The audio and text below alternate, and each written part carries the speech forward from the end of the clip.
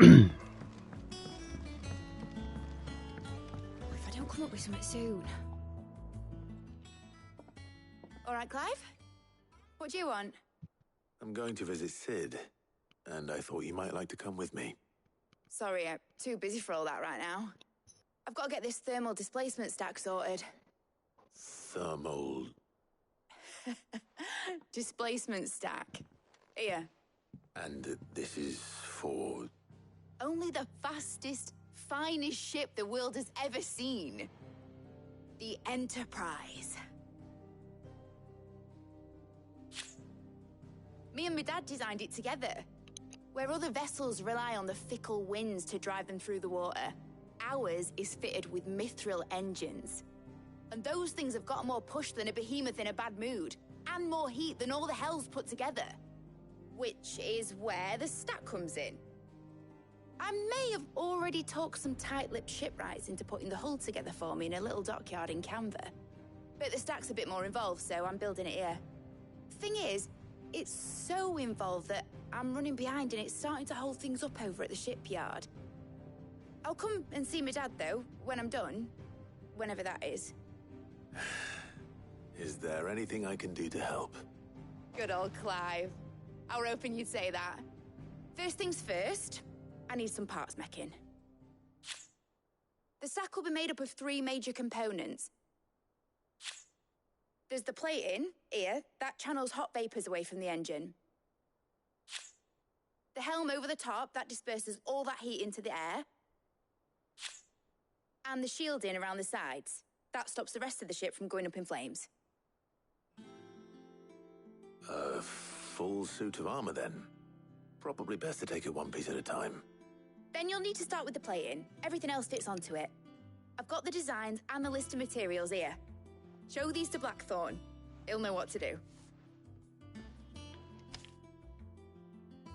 I can't make head nor tail of them. Luckily, you don't need to.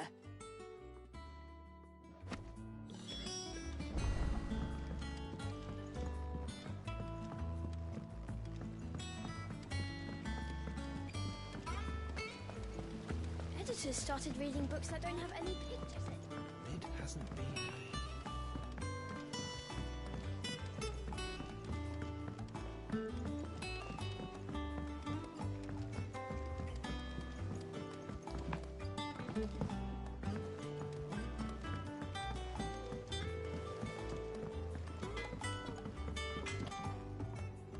Blackthorn, can I ask a favor? Hell with it. It's for Mid. This my last chance to say I'm otherwise engaged. Spare myself the arseache. Go on then. What is it this time? She said you would know. Here.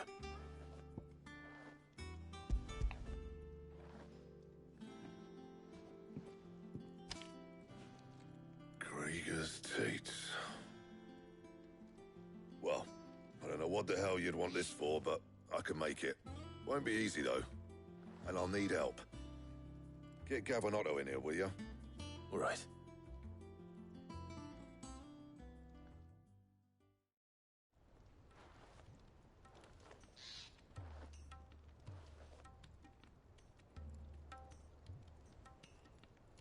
So Mid's roped us all in here again, hasn't she?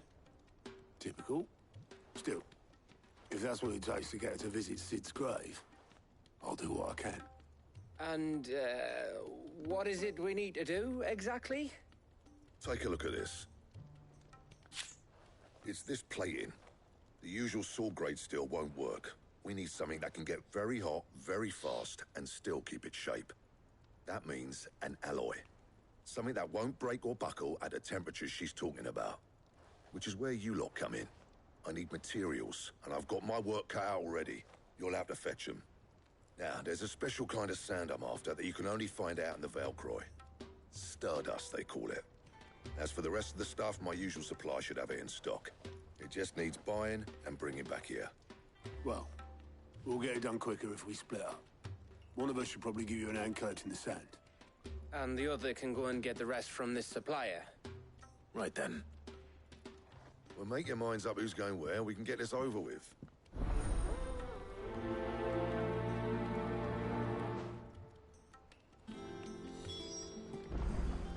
Up to you who you take to the desert. I mean, Gav's good in a fight, but he don't have my winning personality. Ah, don't listen to him.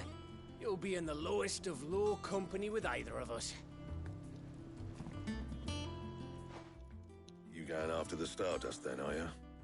Which one of these two lucky souls is going with you?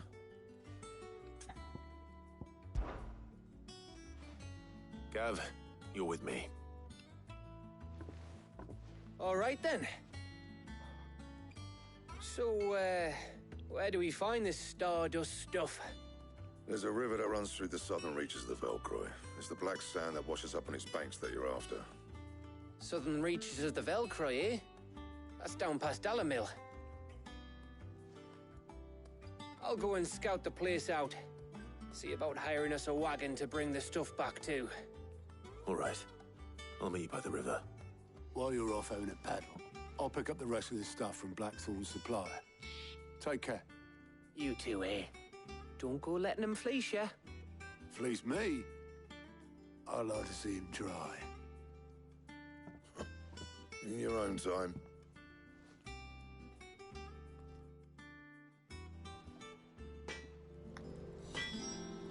Sounds like this river we're looking for is south of the Dalamil Inn.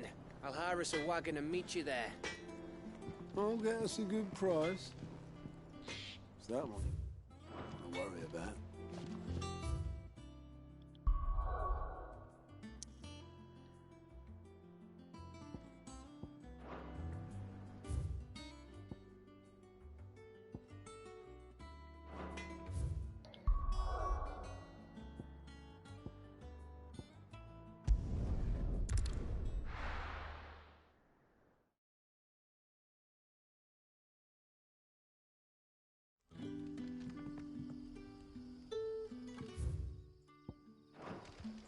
Good day to you.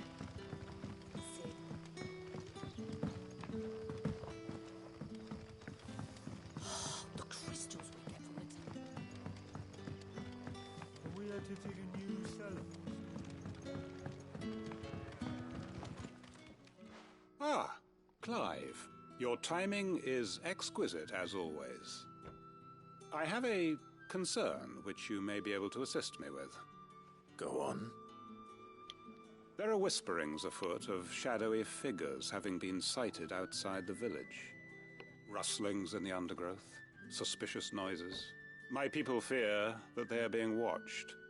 It may be no more than a surfeit of nerves, understandable in the current climate, or it may be the prelude to something altogether more dangerous. Given what I hope you'll forgive me calling your nose for trouble, I wondered if you might investigate. Of course. Excellent.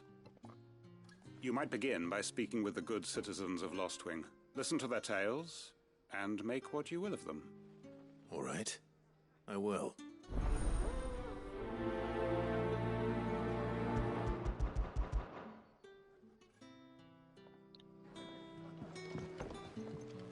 Right. Let's see what the people of the village have to say. I'd better find out if this is just nerves, or something we need to take more seriously. You haven't much, but you're free to look. I hope it's to your liking. You're always welcome here in Lostwing.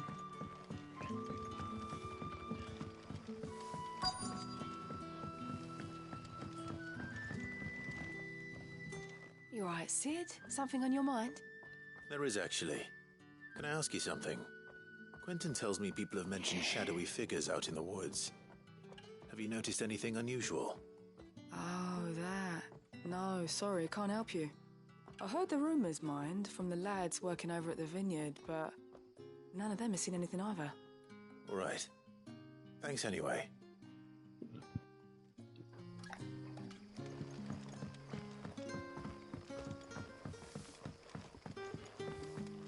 The crystals we get from the tailor all but work.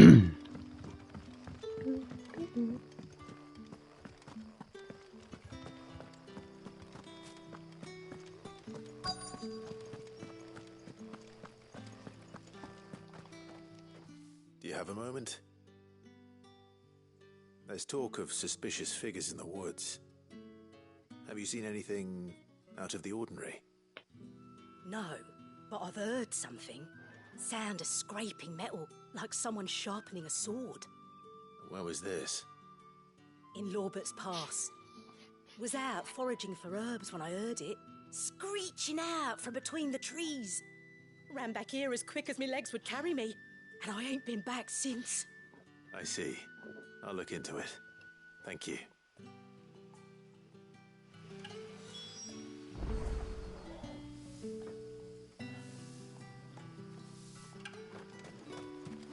Seems Lorbert's Pass is our best bet then.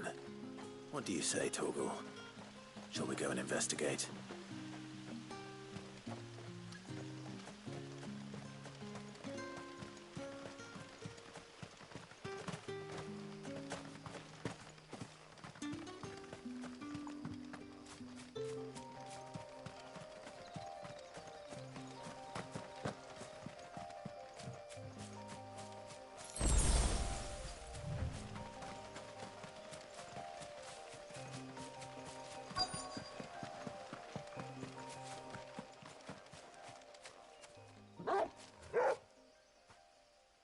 You there? Fuck! He's seen us. Get them before they escape! Black Shields. Here. What the hell are you doing here? What is it to you? Not that we give a damn. All that matters to us is that you don't leave here alive.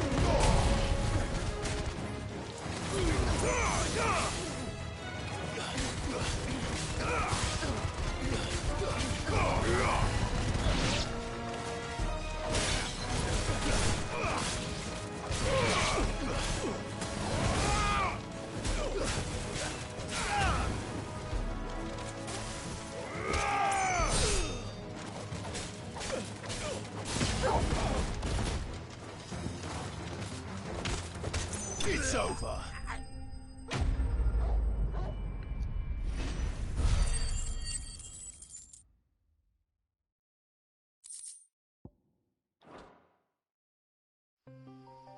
Why were they here? Were they planning an attack on Lostwing? I need to warn Quentin.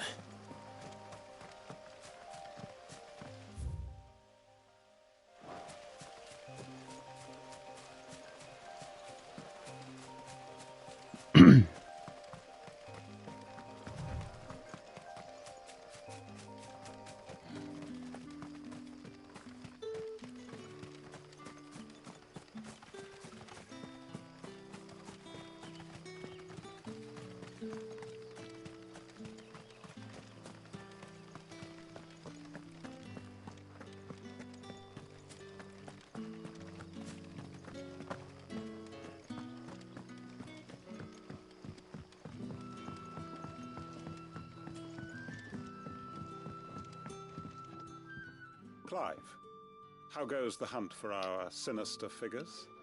I found some black shields hiding near Lorbert's Pass. They're gone now. Black shields. The Empress's former bloodhounds. though they serve another master now. One who means to root out and destroy both me and those I care for. And it would appear the pack has finally caught the scent of its prey. Damn it all. I had hoped I would have more time than this. More time to prepare. But if we are cornered, we have no choice but to bite back. And bite back we shall. I'm sorry. You're going to need to explain. Who did the Black Shield serve now? And why would that person want you dead? Because I want him dead. Who? The former Lord Chief Justice of Sanbreque. All that I have built here is for him. I don't understand. Why him? Why Lostwing? Here comes Crazy Man speech. I suppose it is better that you know the truth. I was a member of the judiciary once. So sickened was I by the injustice of this world, I swore to fight it. And fight it I did in my own small way. I saw more than a few corrupt officials condemned to the very cells into which they had thrown blameless innocents. Men to whom the law was but a scourge to turn against the powerless. And throughout, it was the Lord Chief Justice who backed me, who was my one true ally in the quest to see justice done. So what changed? I discovered that he hunted bearers for sport. I was a fool to think he shared my hatred of venality and vice. His support for me was no more than a facade, a means of ridding himself of his rivals, a mask to hide the rot beneath. I filed suit against him immediately. His response, however, was rather more visceral. He had my entire family slaughtered, and he faced no punishment whatsoever. I lost everything. My loved ones, my livelihood, my position, the faith I had once held that any modicum of justice might be achieved through the courts. So I set about enacting my own. I tracked down every soul who served him, and slit their throats myself. But the man himself proved an altogether more difficult target. With money and power come protection, and so I saw that I would need an army of my own. I came here to Lostwing and began recruiting like-minded individuals. And everyone here knows this is why you do what you do. Of course. They too have lost loved ones to the bearer hunts. Seen faultless friends sent to the gallows to spare the guilty. All under the watchful eye of the Lord Chief Justice. Our wounds are the same. And our cause is the same. We are comrades. And our revenge is already in motion. We know where he hides, how numerous and well-trained his guard. What we did not know until now, however, was that his plans may already be in motion too. Quentin. Our time is short. He may move against us at any moment, unless we move against him first. My friends and comrades, it begins. Make ready for war.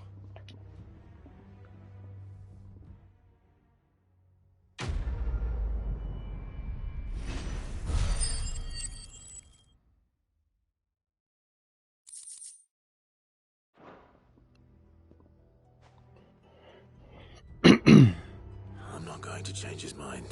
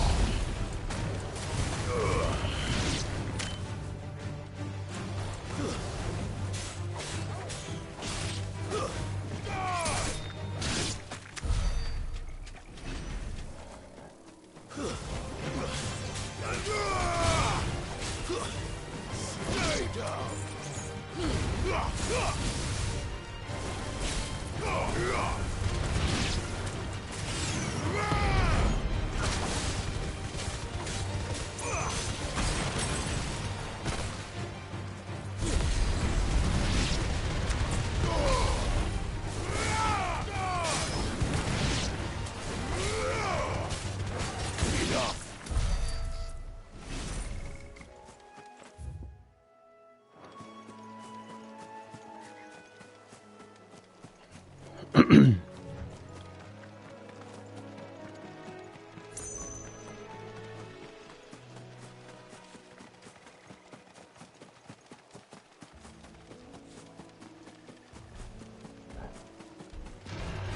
won't be easy.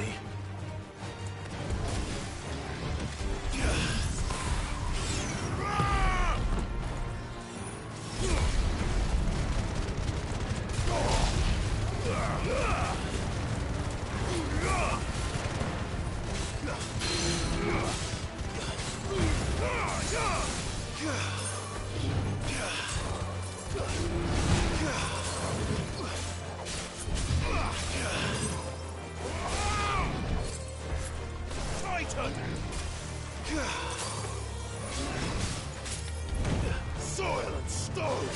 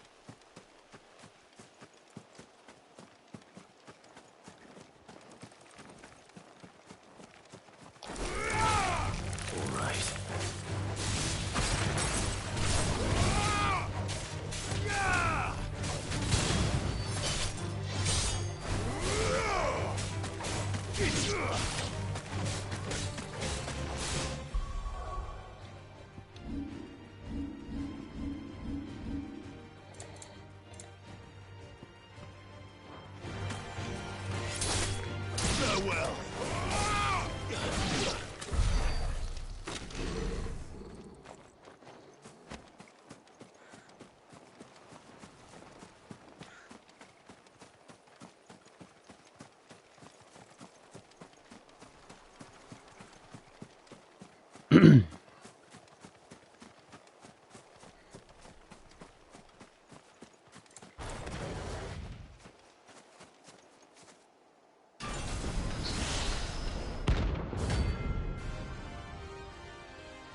Another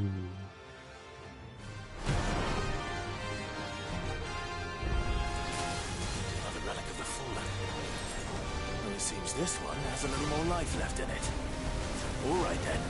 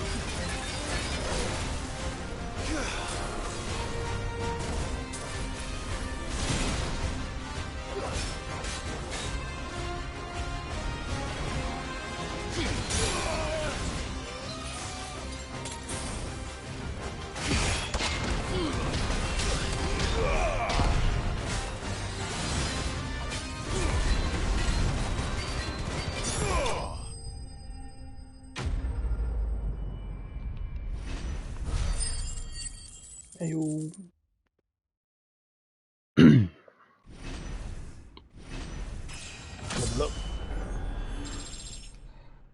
2 levels. Sick.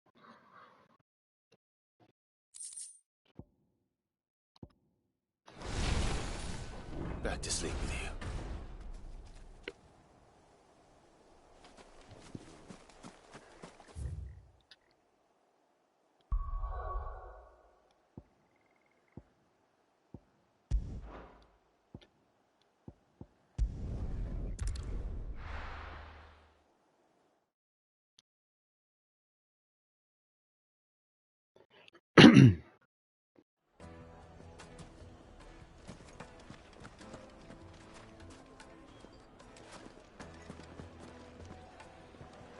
My carpets have Take a sniff, good sir. Gone, just like that. And without so much as a by your leave. What's the matter? It's my apprentice. He up and vanished while my back was turned. I'd go and look for him myself, but I've got a bakery to run. A bakery that's now short 1 pair of hands. Loath though I am to rely on the kindness of strangers, I'm at a loss.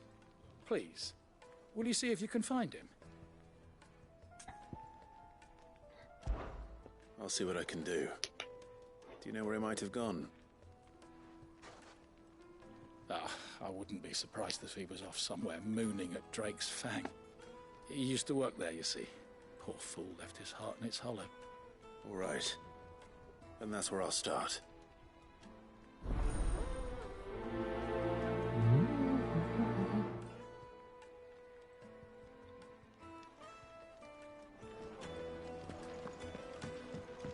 Oh.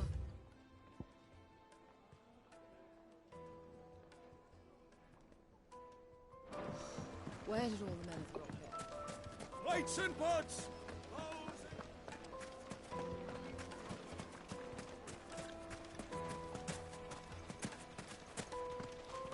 Are you looking for something in particular?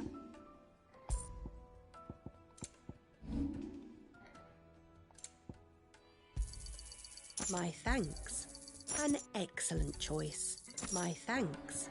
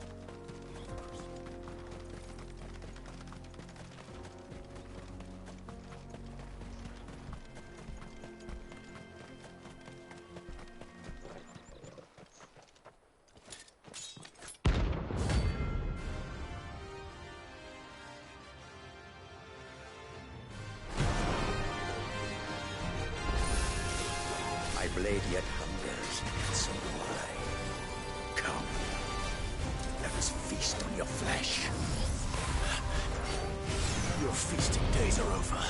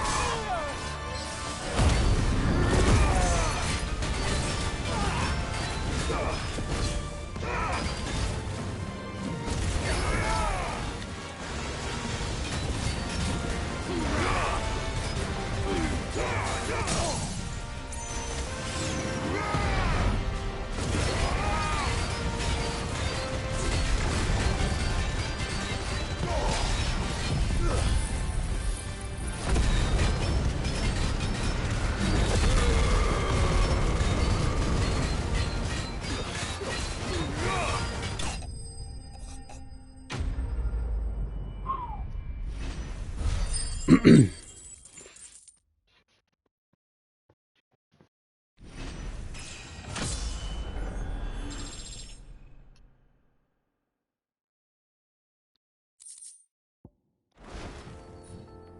who kill for sport deserve no better.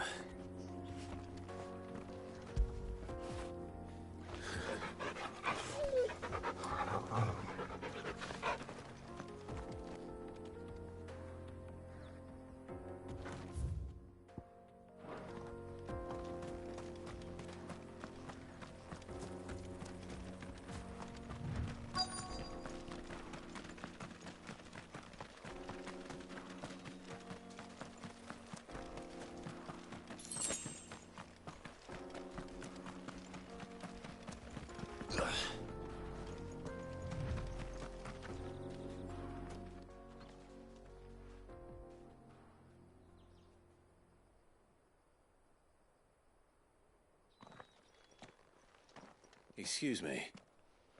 What do you want? The baker sent me to find you. I am a sorry, selfish sod, aren't I? Certainly not a baker. Master must have ruled the day he took me in. Time was the sight of the fang used to calm my nerves. But now look at her. I take it you missed the Mother Crystal. I hated her, but she was all I knew. Worked her mines for years. And when she shattered, part of me shattered with her. I had to trade my pickaxe for a rolling pin, but I'm no good at baking. Every loaf I touch collapses. My bread's as hollow as I am. She was the only thing that could fill the hole inside me. Oh, I loved her, damn it. But now she's gone. She's never coming back. What am I supposed to do? I ask her. How does a shell of a man learn to live again?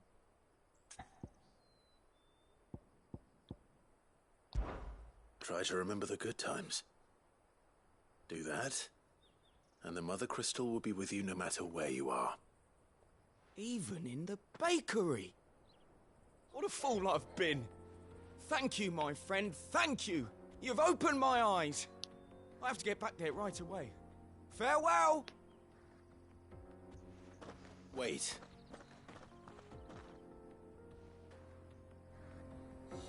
Suppose you won't be needing an escort then.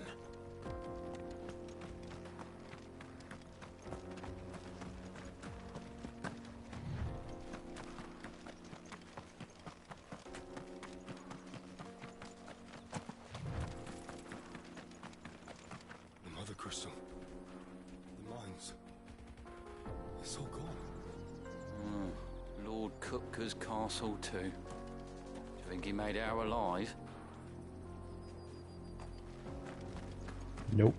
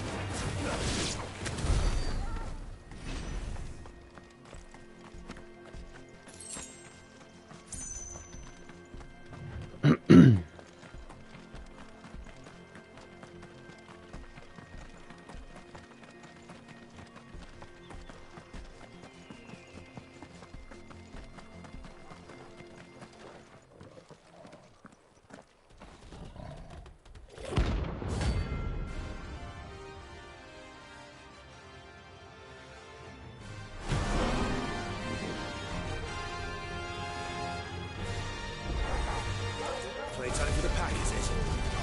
Let me introduce you to Ronnie.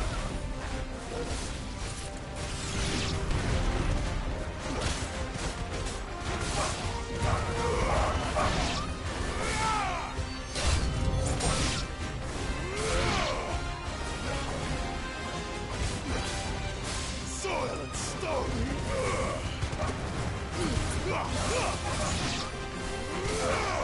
Stay down!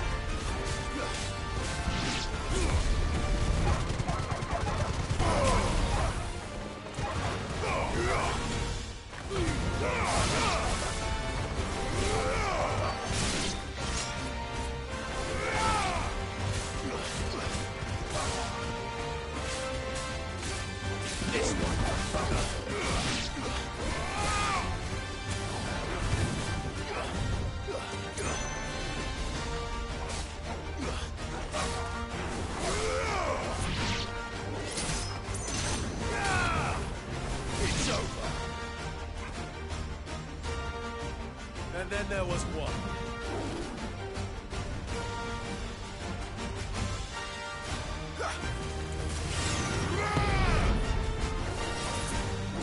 Too slow.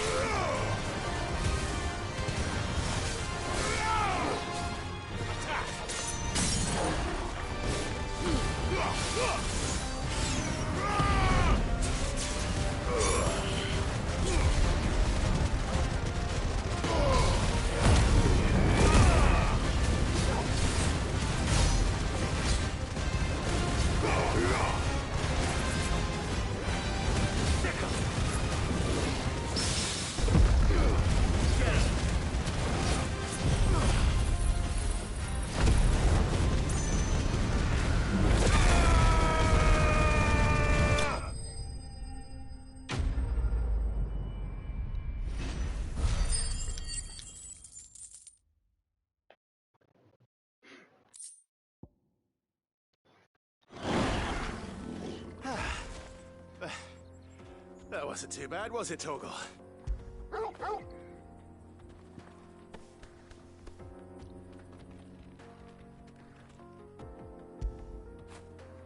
After it.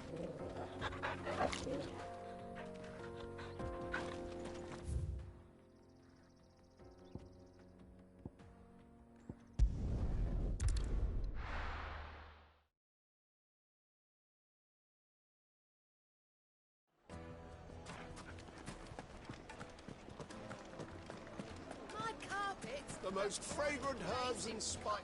Ah, there you are. The man who lit a fire under my wayward apprentice. Though I worry you might have stoked the flames a little too high. He damn near ran me down trying to get to my oven. Master, it's ready. Behold the Drake's Balm. A truly unique creation. I dare say it is. Just look at it. A perfect likeness of the Fang herself. Her steepled peaks, her fulsome spurs, her inviting hollow. True, my loaves collapse more often than not, but what's the Fang without her crater? Why, no Fang at all. And look, inside. She's filled to bursting with a bounty of beautiful crystals. Salt crystals! Master, I have found my purpose. I must use my work here to preserve the memory of the Fang. Well, if it tastes half as unique as it looks, I'd certainly say you're onto something. Not only is my apprentice back, but he's finally pulling his weight. With any luck, I might even have a new delicacy on my hands. I don't know how you did it, but you have my thanks.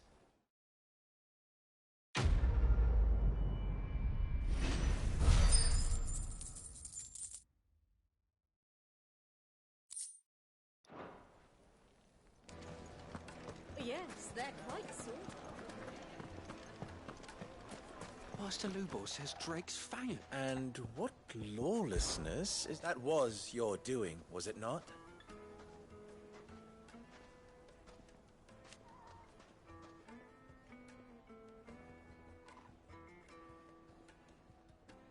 As for me...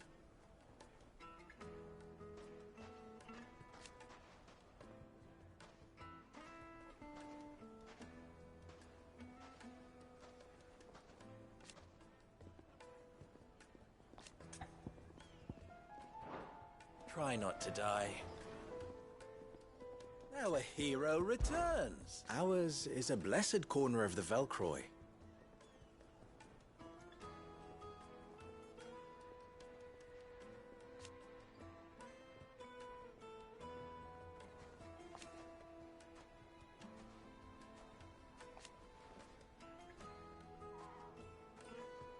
At least they did.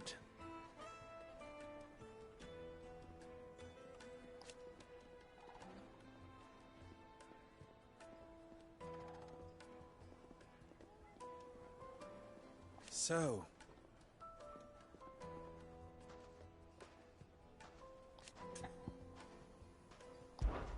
you and I...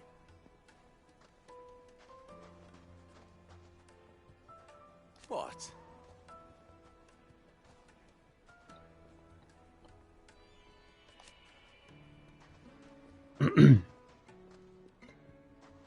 Alas.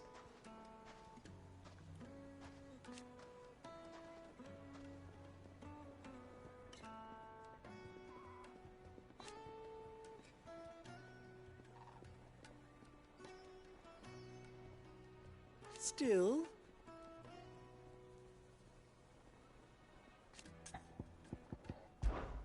My ears are always open. Drake's fangs.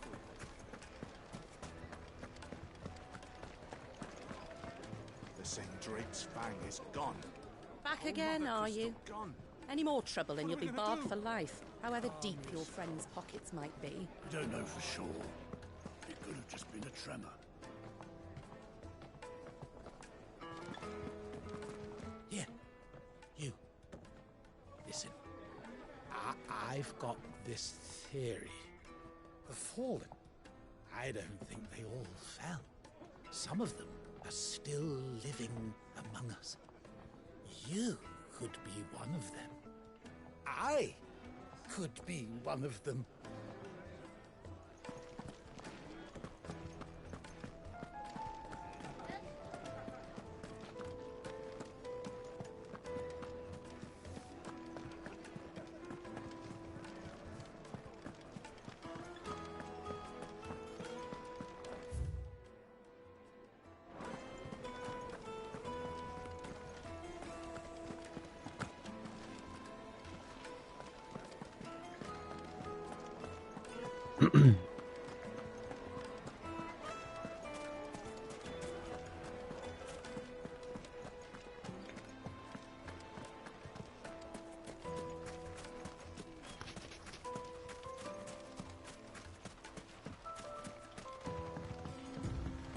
Looks like I found the river. Now where's Gav?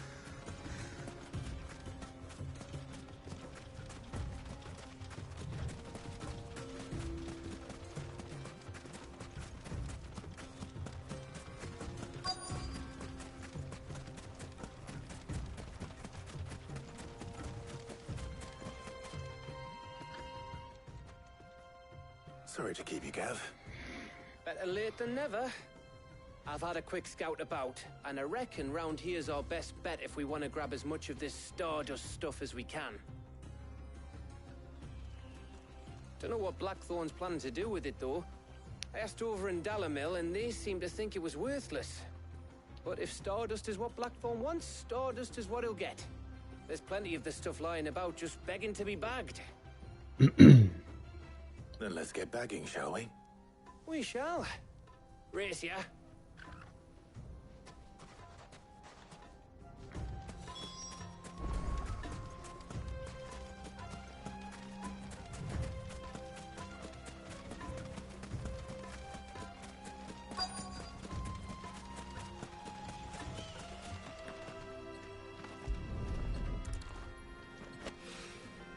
So this is Stardust.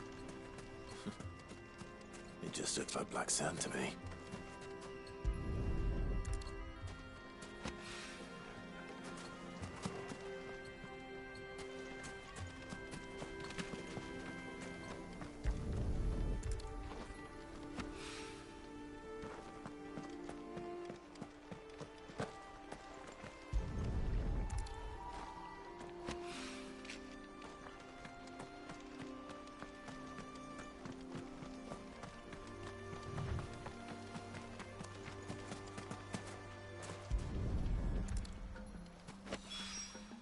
That should be enough for now.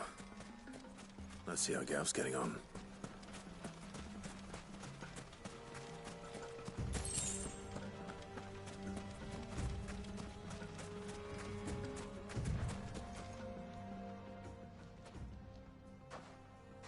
You finished? How much did you get? Enough. I hope.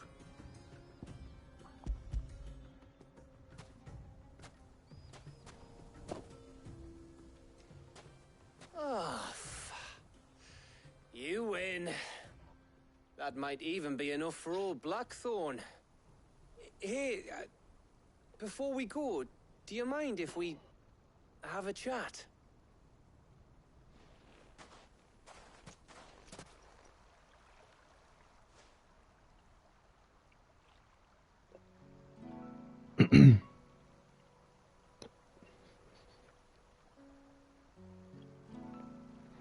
Feels like ages since we had the chance to talk. You know, man to man like. It does, doesn't it? Back when you first took Sid's name, we were talking all the time. Working out what to do in that. There was a lot to work out. And there still is. Those shoulders of yours starting to feel the strain? Hardly ever see you around the hideaway nowadays. Always on some errand or other. You can take a day off, you know. Says the man who spends most of his time behind enemy lines. Only 'cause you keep sending me there.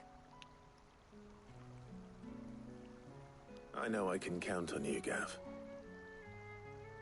Likewise.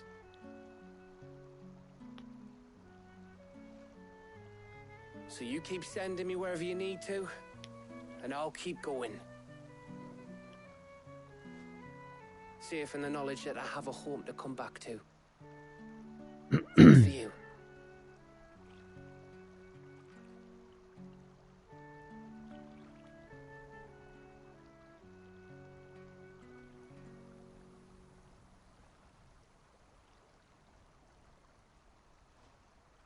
Right.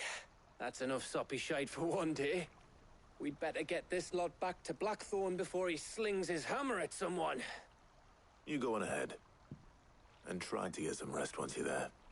Oh, I plan to. Believe you me. After Blackthorn gets what he needs, of course.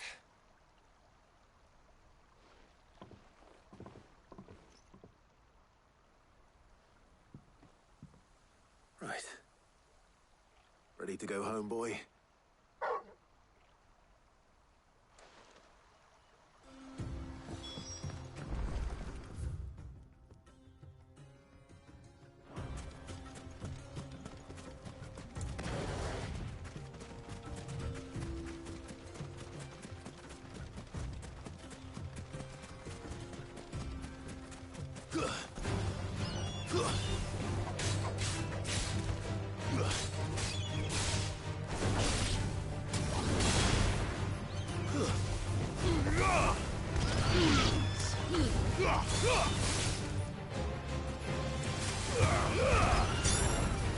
It's over.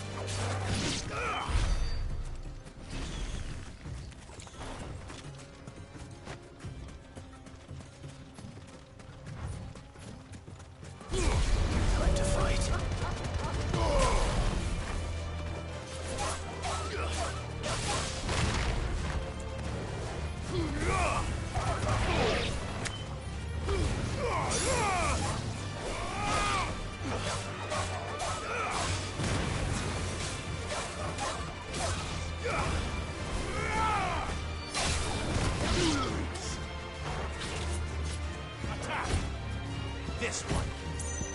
Over here!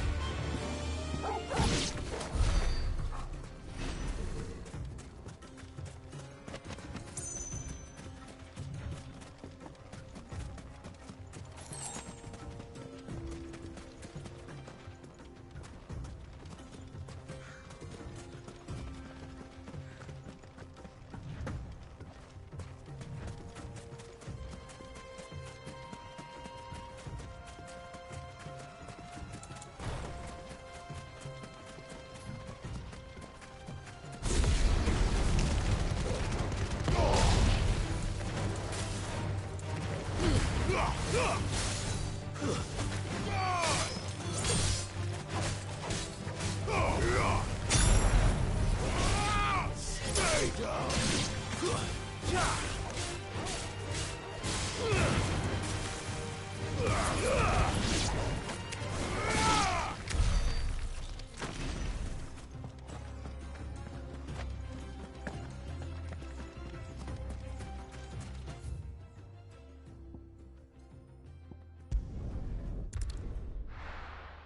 Fly,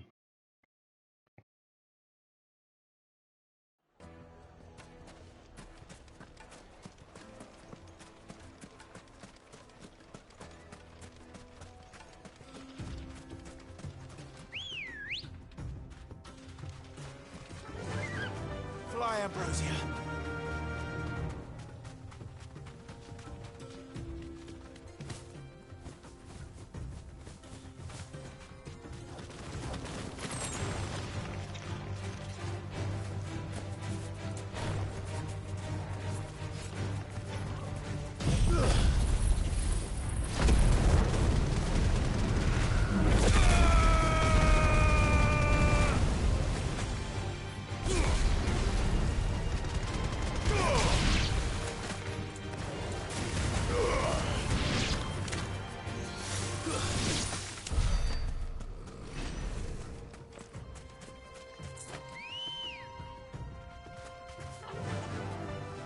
Faster!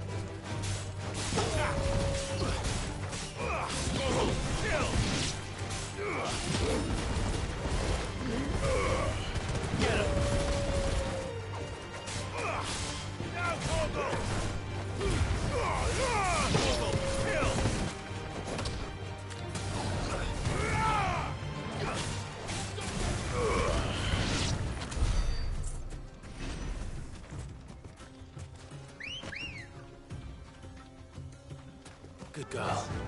Fly, Ambrosia.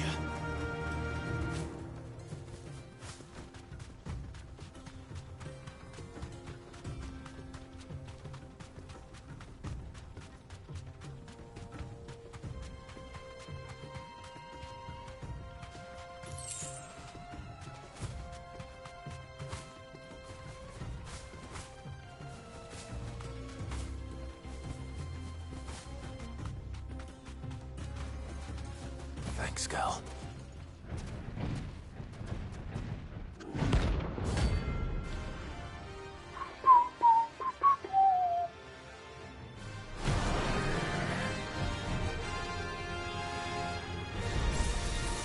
Well, Clive, it looks like you're gonna need an even bigger sword.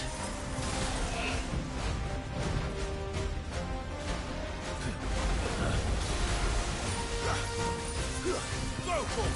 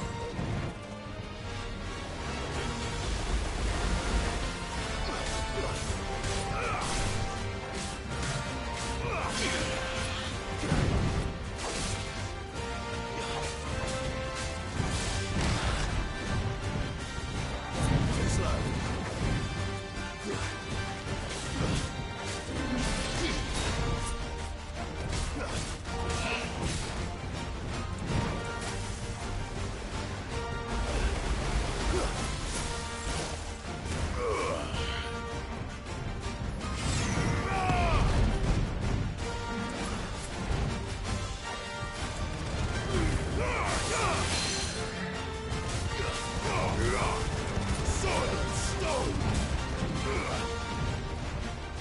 Nice try.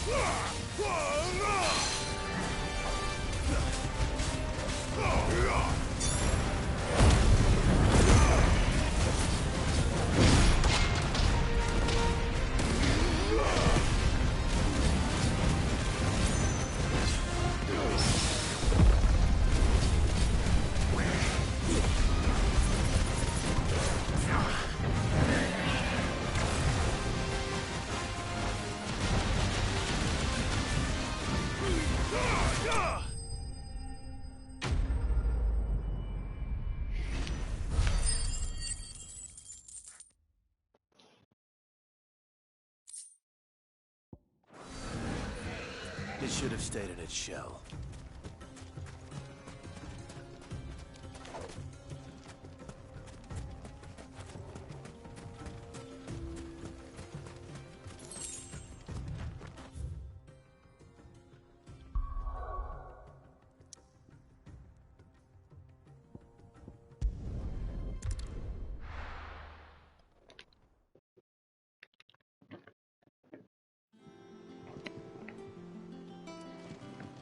Let's hope this is all Blackthorn needs.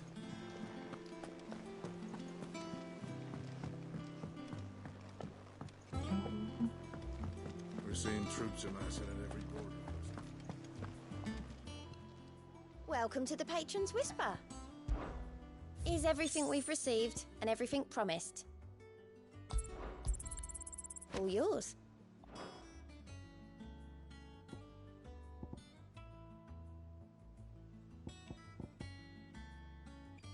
Best of luck out there, Sid.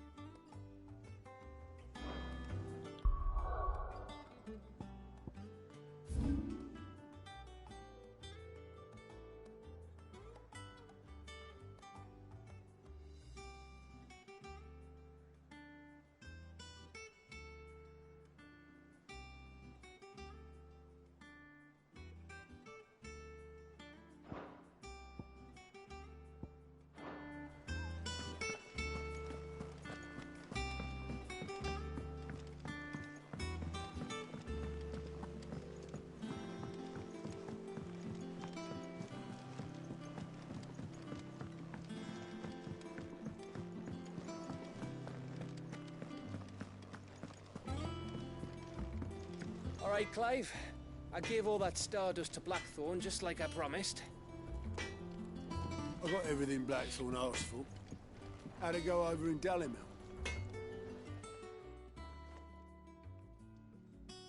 Blackthorn, got everything you need? Yeah. Yeah, I do. Cheers for the stardust. Should be enough to be getting on with. We should go out on maneuvers together more often. It beats sneaking around on your Todd all the time. I'll make a start on putting this thermal plating together then. It'll take some time, mind. So if you've got other things to be getting on with, I could do without you breathing down my neck. Thank you, Blackthorn. I'll let Mid know construction's underway.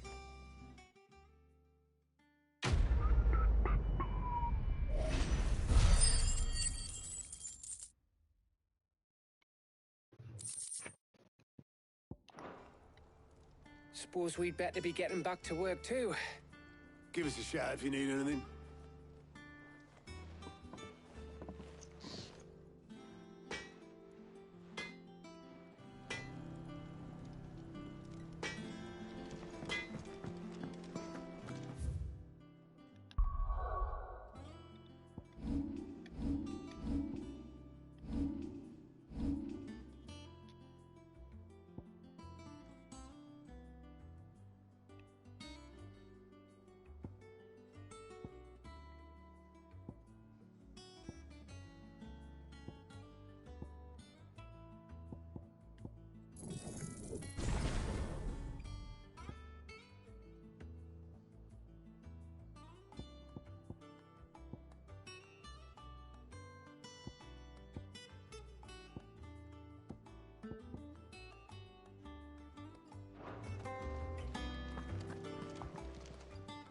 Is it business or pleasure? Go on, then.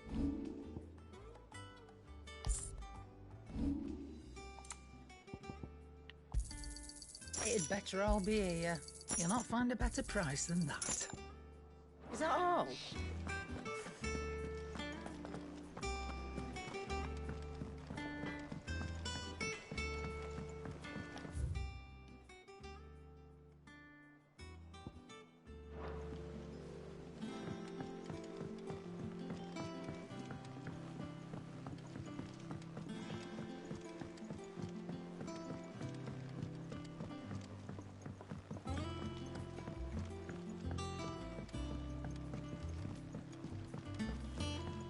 Editors started reading books that don't have any pictures in.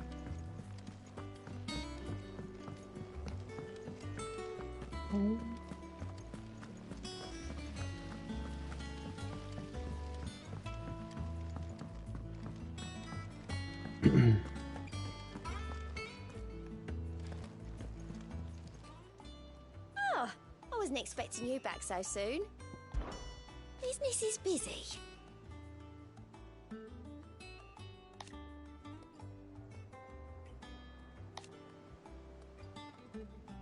Still. Kuka. But when I close my eyes.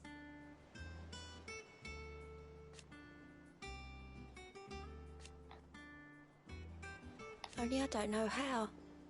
I wish you were here. Your benefactors are a generous lot.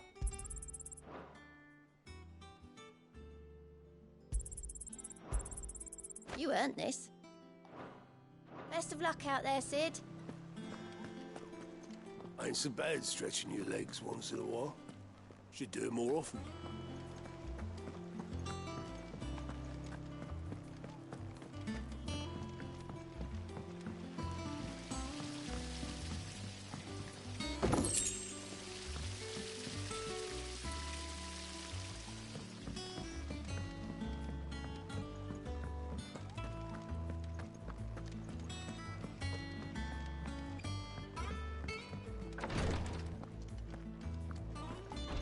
I know what you're going to tell me. Thank you, Clive. Thank you.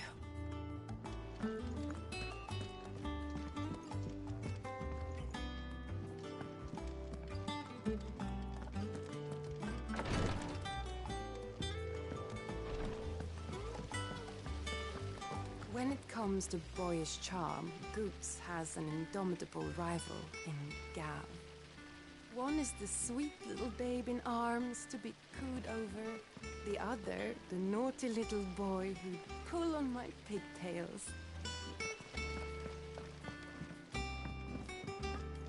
You look just like a princess. And you look like the princess's sister. Let me know if you find any books worth reading. Oh, we've hundreds of them in the shelves. Why don't I show you round one day?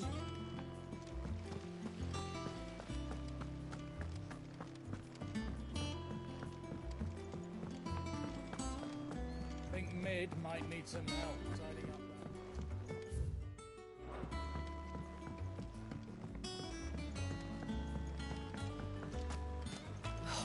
Catch your death sleeping out here. I know. I'm too full to move. I hear you've been busy making friends, Sid. Your predecessor had the same idea. Why, he even extended the hand of friendship to me. Not once, but twice.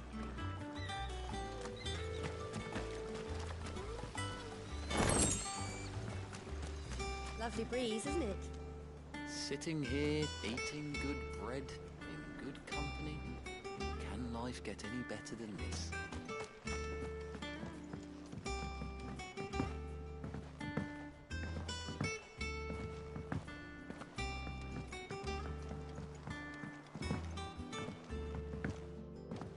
If I don't come up with something soon. You'll be pleased to hear that Blackthorn's started work on the plating. Excellent. 1 down, 2 to go. So, What's next? The helm, of course. For this, we'll be repurposing fallen scrap. Salvage from the ruins? I thought that material was all but impossible to work. Ah, but we don't have to. I'm sorry. Just so happens there's one particular ruin that's broken into exactly the right shape and size pieces for what we need. What's the name back there? I'll give you all the details.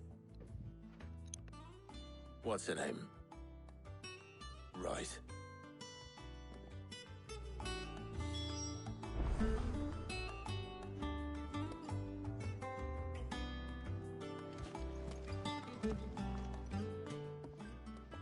Oh, Sid, is this about the helm? Yes. Mid said I should speak with you. I'll show you the plans then. Here you see the mithril engine, in which mithril is burned to generate heat. That heat is then harnessed to produce motive force. Excess heat is dealt with by means of the thermal displacement stack, which disperses it into the surrounding air. Now, were we to rely on thermal plating alone to achieve this effect, the rate of excess heat buildup would far exceed the displacement coefficient of the plating. In other words, the reactor would overheat and eventually explode. This is where the helm comes in. It connects to the plating, you see, and serves as a sort of thermal sink to absorb all that excess energy. Our experiments have shown that fallen ceramics are remarkably thermophilic. They can withstand and absorb levels of heat far above anything we are able to make today. And not only that, they're also waterproof and immune to rust, making them the perfect material for our protective hood. Why, if sea or rainwater were to enter the reactor proper, it would vaporize instantly. The forces produced would tear the ship from stern to... You can stop there. I understand. Mid said we might be able to use parts of a fallen ruin. Where would I find it? Ah, yes. It's in Lorbert's Pass, near Lostwing. The thing is, well, I probably should have arranged to have the pieces we need brought here sooner. You see, a certain unwanted visitor has taken up residence there. It's no longer a matter of just walking in and taking them. It's, going to be considerably more dangerous than that. I see. Then I suppose I'd better deal with this unwanted visitor for you. Would that help? Oh, very much. Thank you, Sid. I'll gather my team and head there right away. We'll meet you outside the ruins.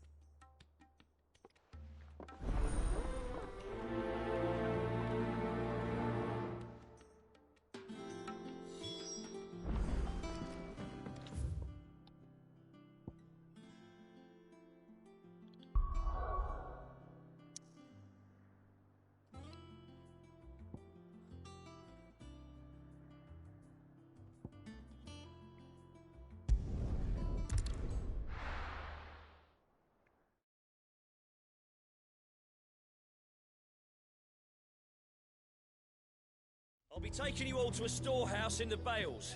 Leave anything you don't need behind.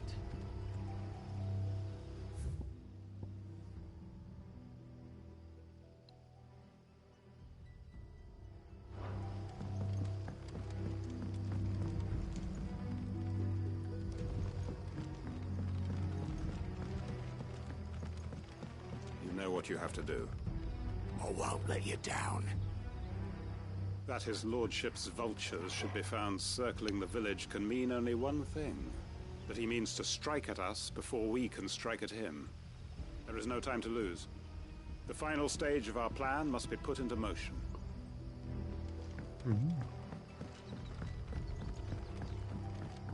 If you're ready, we leave at once.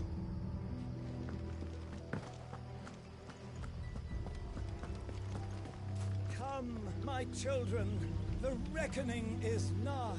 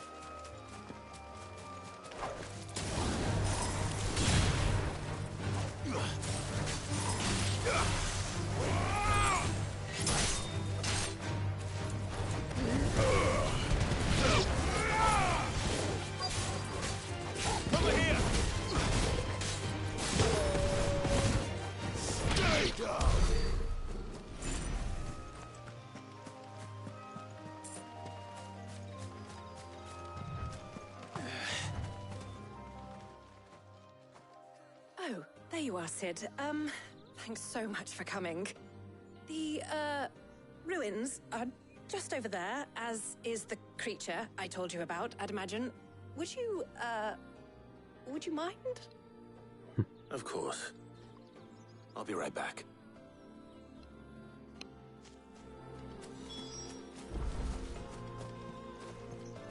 The pieces we need are in the ruins, just over there, as is a terrifying monster.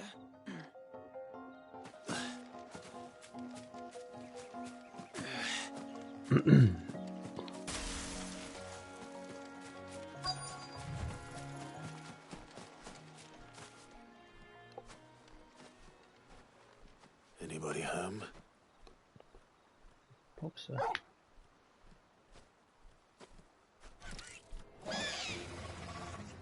This must be our unwanted visitor. Time to go.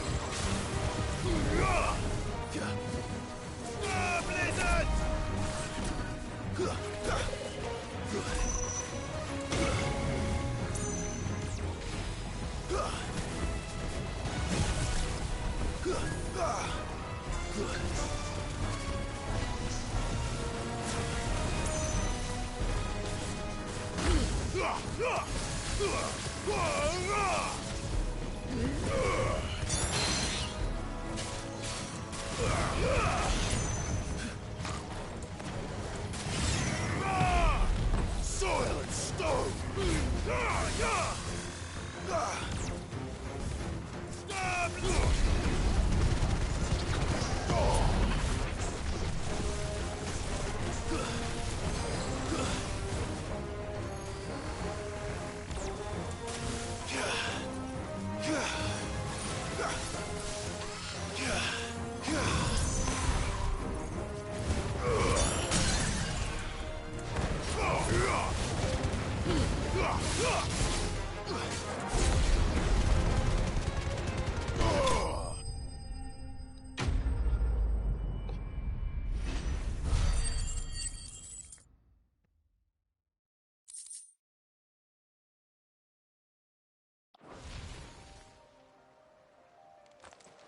The things I do for you, Mid.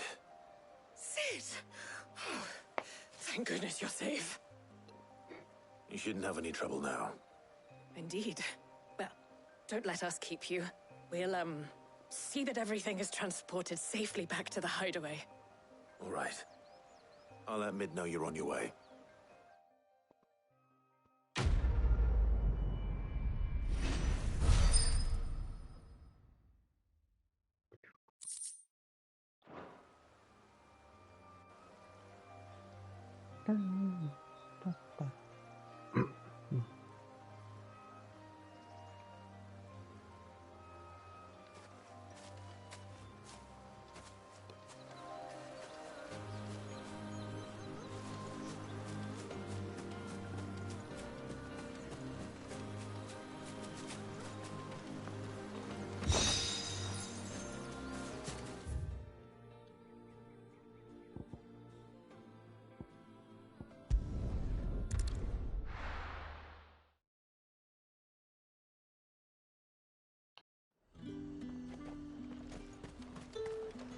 And what can I do for you?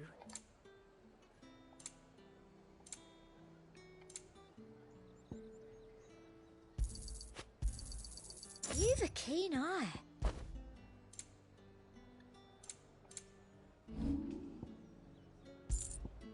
Come back again.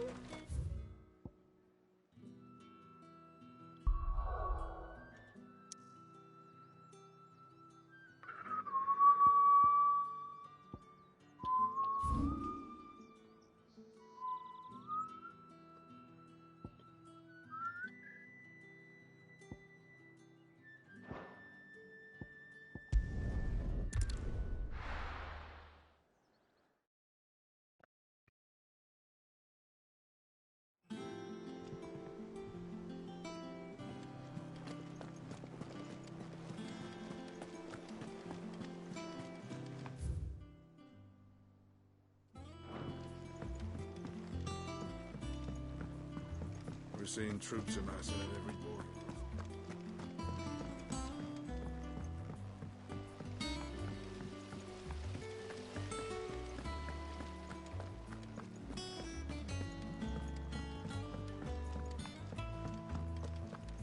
I think Mid might need some help. If I don't come up with something soon.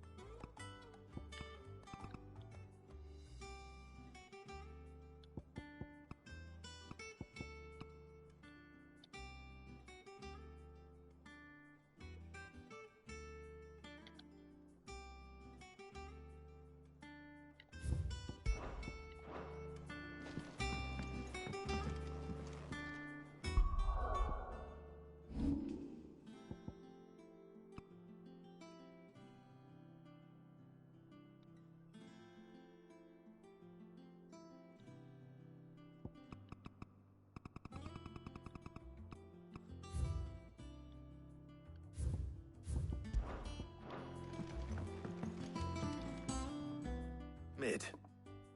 Helena has recovered the material for the helm. She'll be along shortly.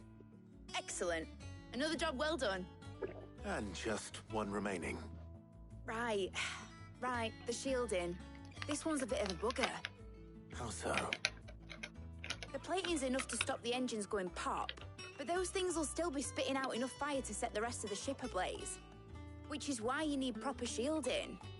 A prism for the dragon's breath that's blazing away inside. I thought a triple thick layer of tempered steel might do it. Or more of the stuff that the Fallen use, but they'd both be too heavy. The helm and the plating are bulky enough as it is. Add any more weight and the whole ship would be at the bottom of the briny before we'd even started. I need something light. But I've racked my brains and I just can't think what would do it. Well, if I were in need of obscure knowledge, I know whose counsel I would seek. Harpocrates. Tomes? Yeah, well, I'd have thought of that, obviously. I've got all the details written down here. Can you take this to him, see what he makes of it? Right away.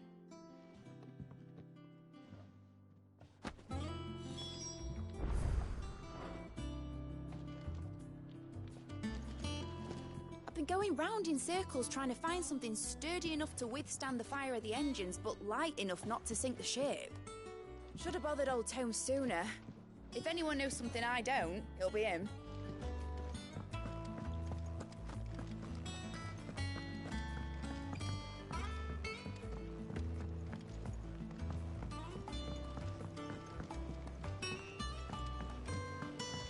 daughter's started reading books that don't have any pictures in.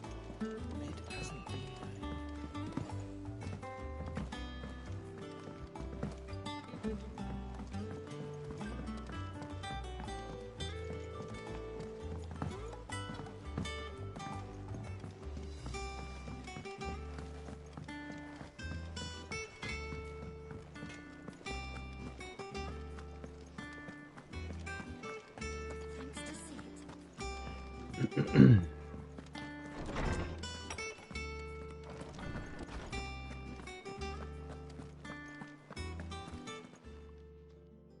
Hippocrates, do you have a moment?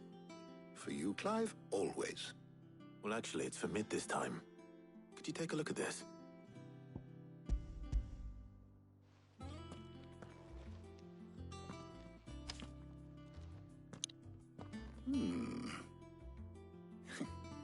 Shielding for a mithril engine. Whatever will that girl think of next? And what are these notes around the edges? She has some specific requirements for the materials. The shielding needs to be able to resist extreme heat on the inside, and yet remain cool enough on the outside not to set the ship alight, while also being light enough not to sink it. As you can imagine, she's struggling to find anything that meets her needs. I see. I wondered if you might know of a solution, or if you might be able to search the records for one. Perhaps it is not a different material she requires, but a different approach. What do you mean? Consider the lake we have made our home. Its blighted waters eat away far more quickly than fresh water or even brine, at timber and steel alike. And yet, we have made a home here from those very materials nonetheless. We have. But Bardolph must varnish every board twice over to keep it from rotting. And Obelus complains that without a constant supply of pitch. I see. Early Gregorian histories speak of a preparation known as moon dew. It is said to be able to resist even the most ferocious flames. Before the dragoons tamed the worms and wyverns of the realm, nobles would daub their castle walls with it in order to guard against dragonfire. So if we could recreate it... It might be applied to some material or other in order to provide the protection Mid requires. As to how best to apply it and to what material, perhaps Bardolph and Obelus might be of assistance. I shall speak to them and see what wisdom they might have to offer. If you would be so kind as to procure the necessary ingredients, I shall discuss the specifics of how it might be most effectively put to use with our two friends. The knowledge of the past may yet prove useful to we of the modern era. Thank you, Hippocrates. And since you're asking others to help you, perhaps I should too.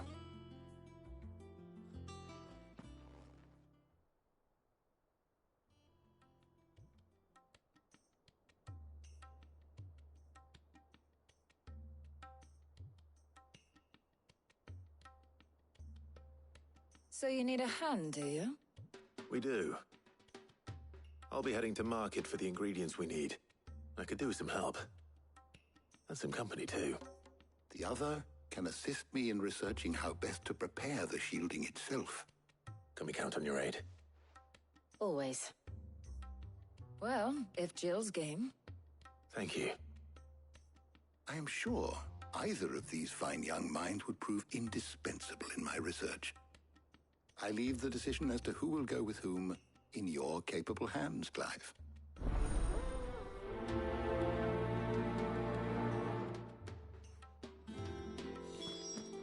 Shielding that guards against even the most ferocious flames.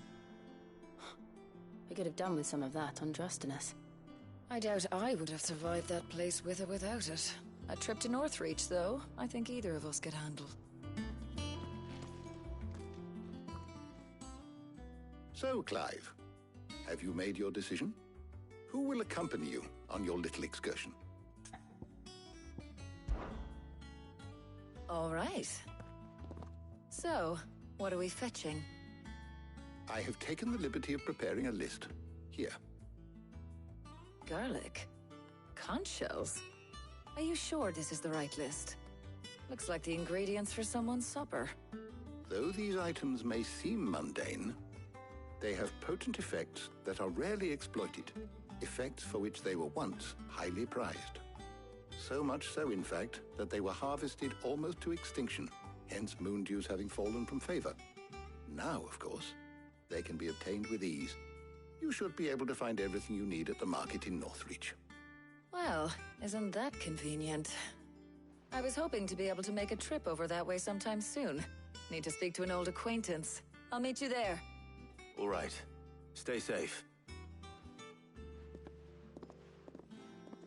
See you later, Clive. Good luck with your research.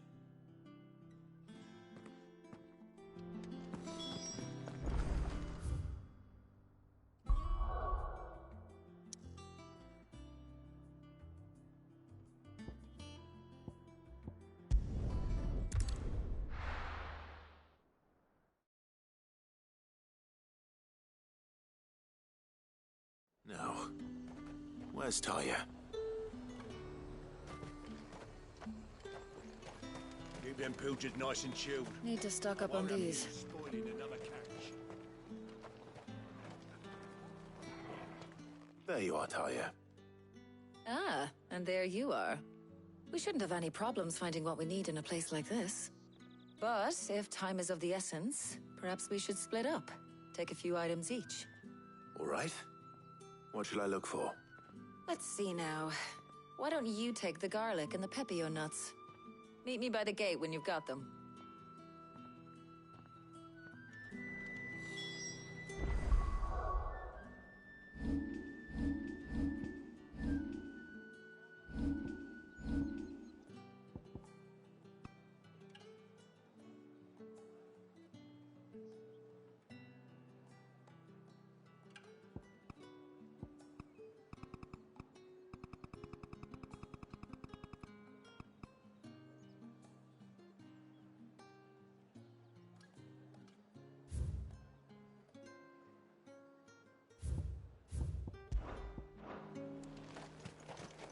Don't tell me you've forgotten what you're looking for already. Garlic and pepio nuts. Do you want to take the list? Up! You'll not find a bruised pippin. Fresh cuts! Come and get them before they're gone. Any friend of the innkeeper is a friend of mine. I trust it's all here. You're always welcome here in Lostwing.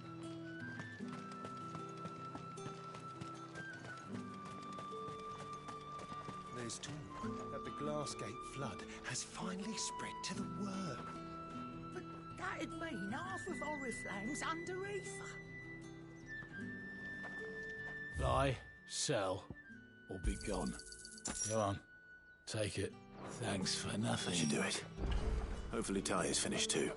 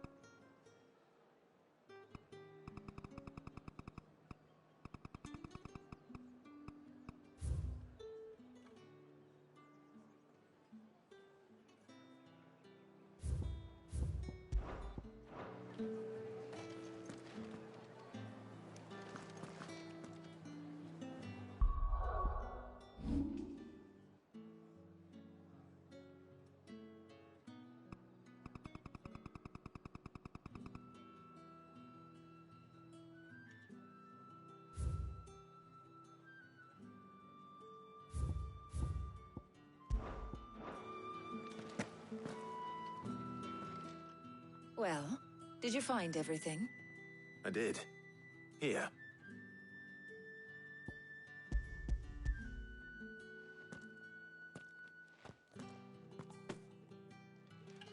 Garlic and pepio nuts.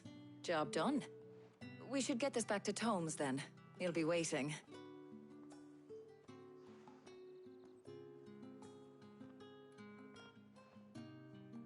But we're not in too much of a rush, are we? Quick chat.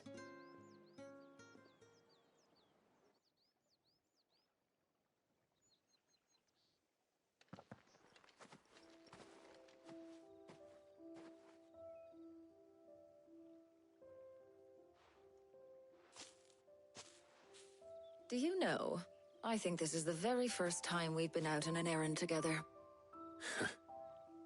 I think you might be right.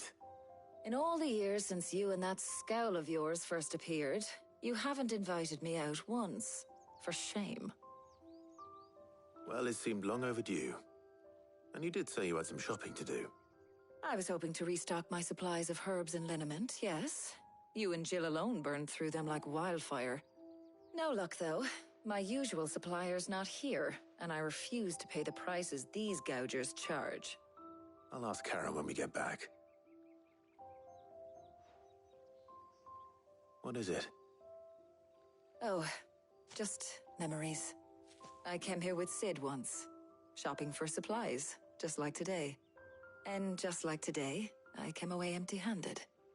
Sid even said he'd speak to Karen for me when we got back. Has it really been 5 years? I remember it as if it was yesterday.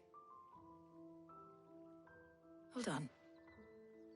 Does that mean it's been 5 years since we met? Feels a lot longer. It does. In a good way, of course. Thank you, Tyre. For what? For everything. I just want you to know that all you've done for us, all you still do, it's appreciated. Do you think I'd stick around if I thought it wasn't? But in the spirit of sharing and caring, you're appreciated too, by all of us.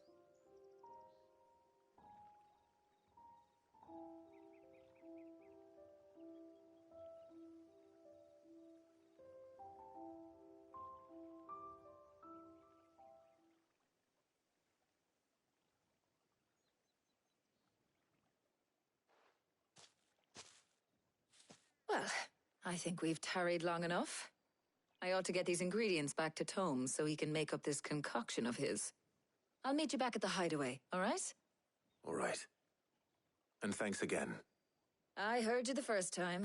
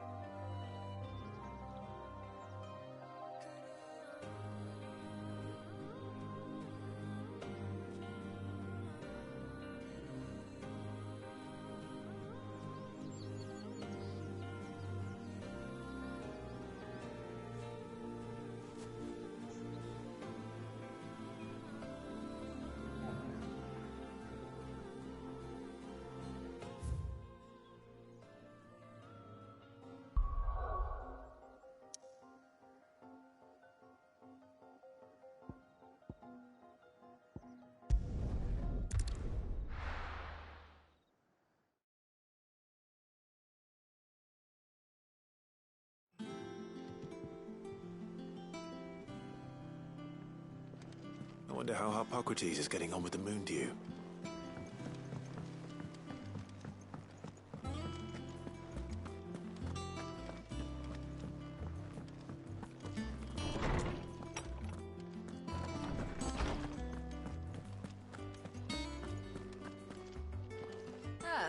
Better late than never. We're ready to begin whenever you are. Welcome home. Hear you had a successful trip.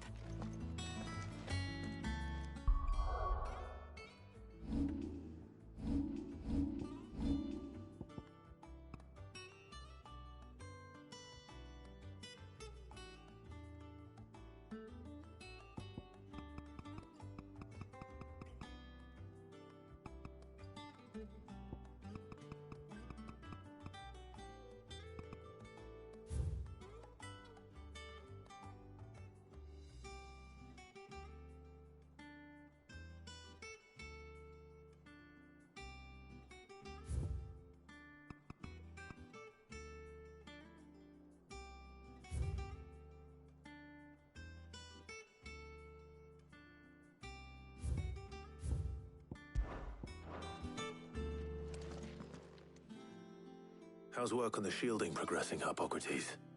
Well, very well indeed. And thanks in no small part to your kind assistance. I was just explaining to Tarja how we might best go about preparing the Moondew. And now that we have all the ingredients, we may begin. You can count on me. I've mixed more than a few mysterious concoctions in my time. I'm sure you have. What about the shielding itself? Work is underway, under the watchful eyes of Bardolph and Obolus. Apparently, it'll be ready soon. Thank you. All of you. Right then. Jill, would you join me in the infirmary? Many hands make light work and all that. Of course.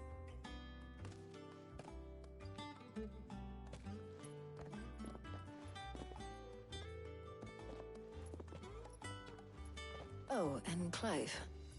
It was good to talk. We should do it again sometime. It appears our work here is almost at an end. A shame. I was enjoying playing the man of action for once. When both the shielding and the Moondew are ready, it will merely be a matter of applying the one to the other. Followed by a rigorous process of testing and retesting, of course. Perhaps someone ought to warn young Mid of that. Leave it to me. Thank you, Hippocrates.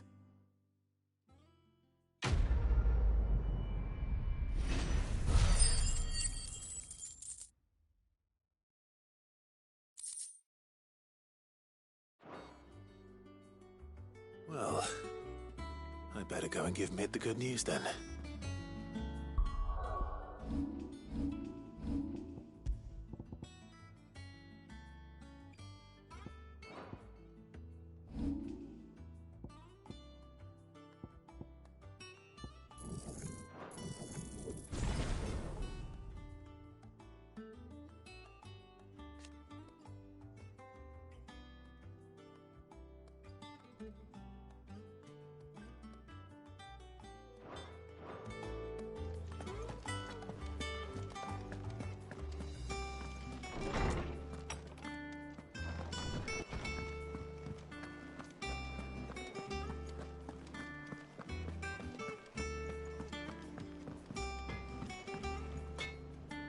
Clive.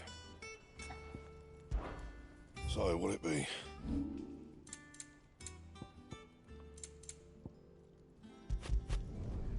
My best work, but it'll do. And?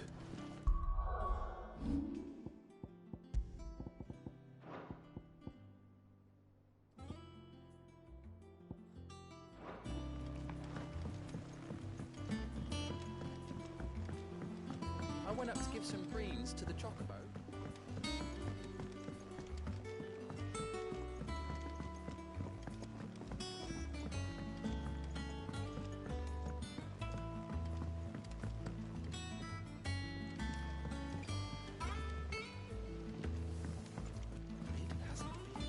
Editors started reading books that don't have any pictures in.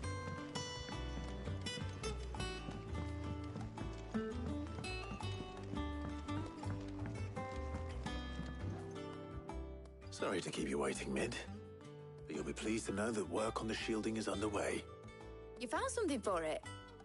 In a manner of speaking, Hippocrates knew of a substance that's highly resistant to heat. A coating that should provide the protection you need. He's supervising the construction and testing of the shielding as we speak. Brilliant! I knew you wouldn't let me down. Don't thank me. I'm just the errand boy. Right then, let's start working out how to bolt all these bits together. To the Black Hammer!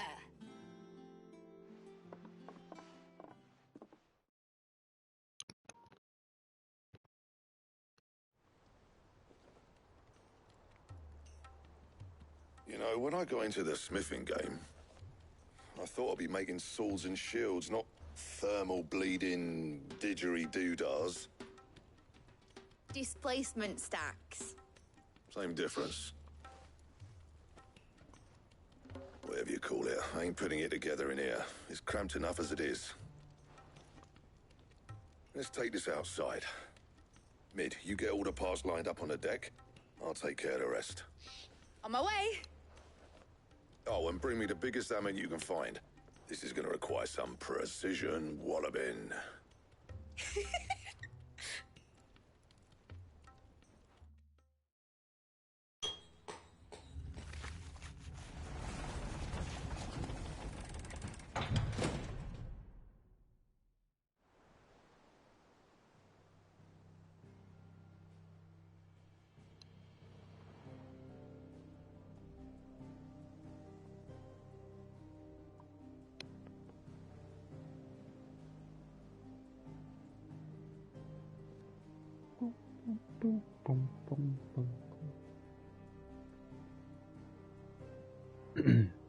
It's finished! It's finally finished! Thank fuck for that. I'll be feeling my hammer arm for weeks. Thank you, Clive, Blackthorn, everyone. That's one down and just 3 more to go. I'm sorry. Oh, didn't I tell you? The Enterprise has 4 mithril engines, and we'll be needing a displacement stack for each. You don't mean... Don't worry. Now they've got a finished one to work off. My gang in Canva can build the rest. Okay, in Canva can Good build luck the to rest. them, I say. Right, I'm off to get a sling for this elbow. Any other work comes in, keep it to yourselves, eh?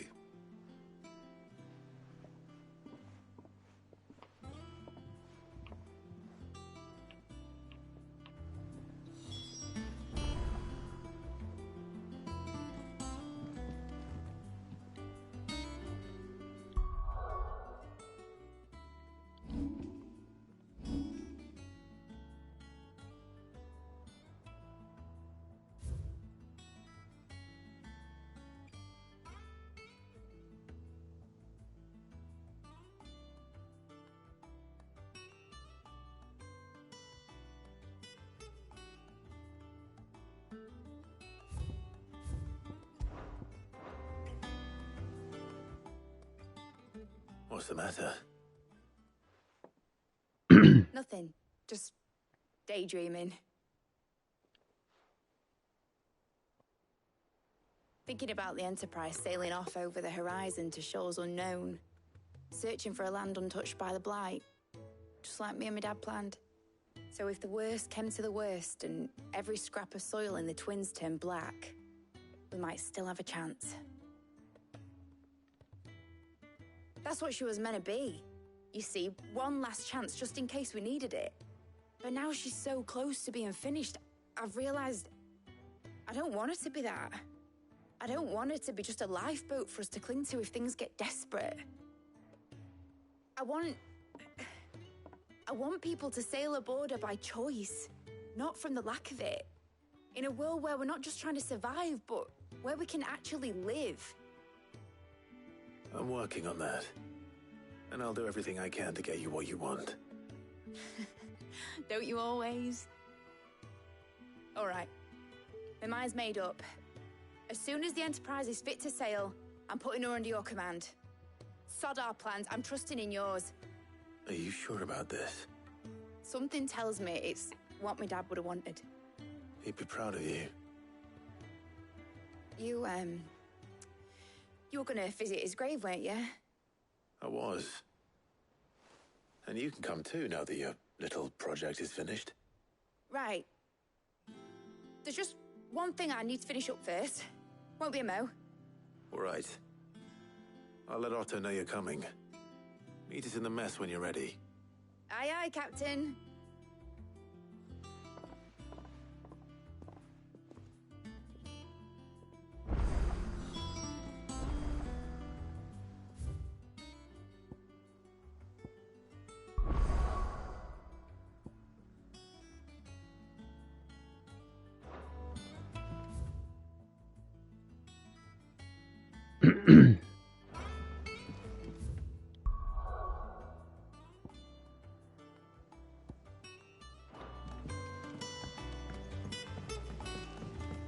Side quest. Impressive, isn't it? I can't wait to see how the rest of the vessel looks.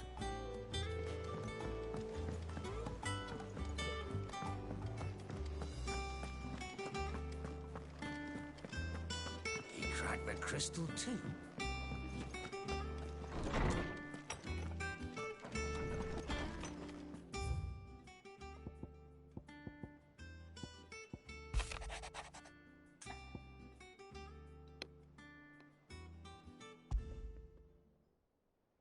Trouble with the ledgers. Shouldn't he be asking Otto for help?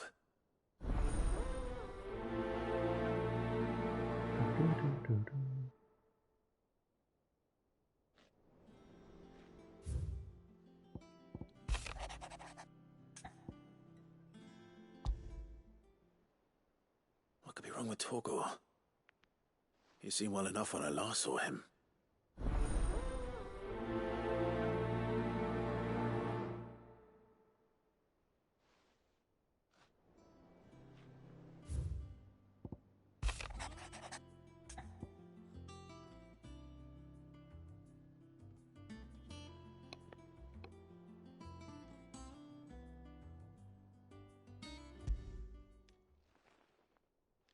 Hopefully it's nothing. But I should speak to Blackthorn just in case.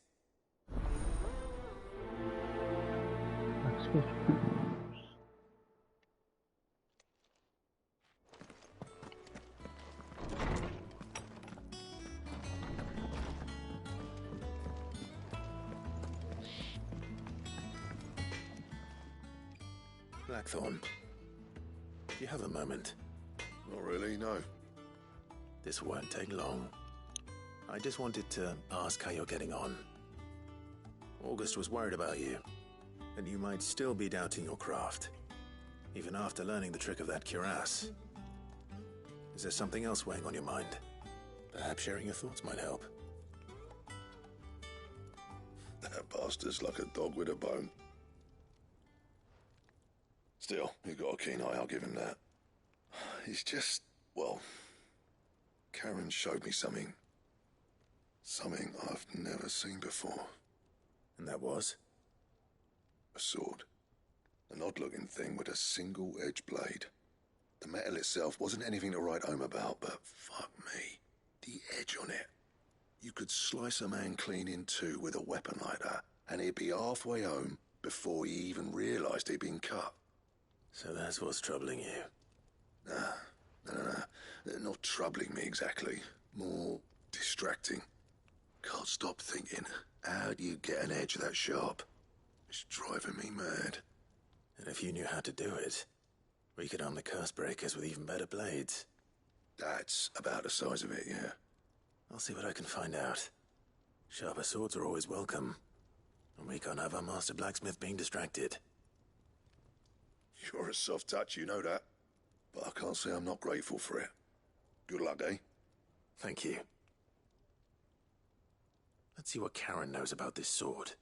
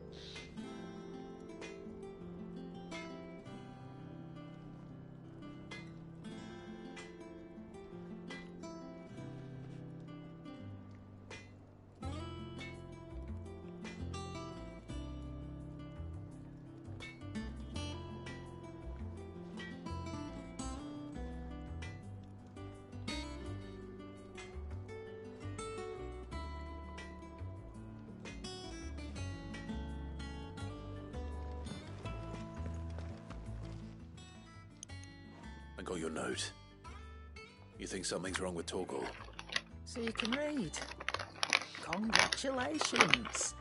But I didn't say I were wrong with him. I said something weren't right. He's not been eating me treats. He used to love cracking the bones from Molly's boiled brown, but now he won't so much as look at him. Didn't like him. Which is why I'm of the mind that his mind's on something else. You've not been working him too hard, have you? No harder than usual. Is that it, boy? Do you need a rest? What was it you said he was? A frost wolf? That's what the lawsman seems to think. Then maybe this all has something to do with whatever it is that's woken inside him. I suppose things have been different since Rosalith. Perhaps Hippocrates knows something. Instead of everything, you mean? Perhaps.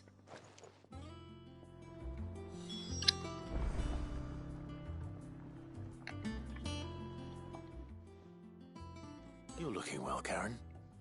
What do you want? Out with it. I want to know about the sword you showed Blackthorn.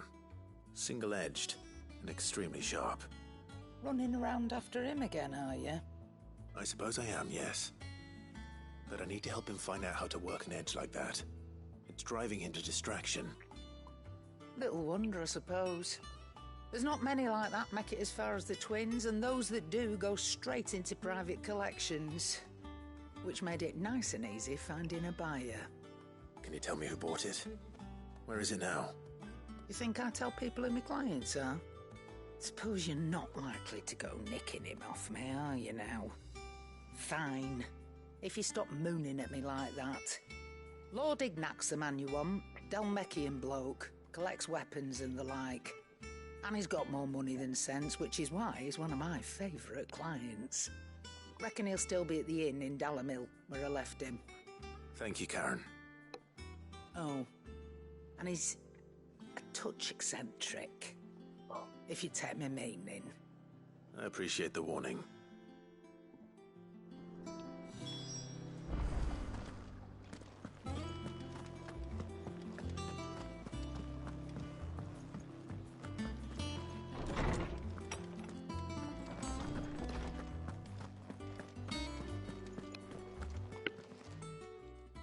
Lawsman, I need to ask you about Torgal. Something's not right with him. He isn't ill, is he? I don't think so. But according to Lady Karen, he seems to have lost his appetite, which is certainly a new development. She says he's hardly been touching his bones of late, and she believes it may have something to do with what happened at Rosalith Castle.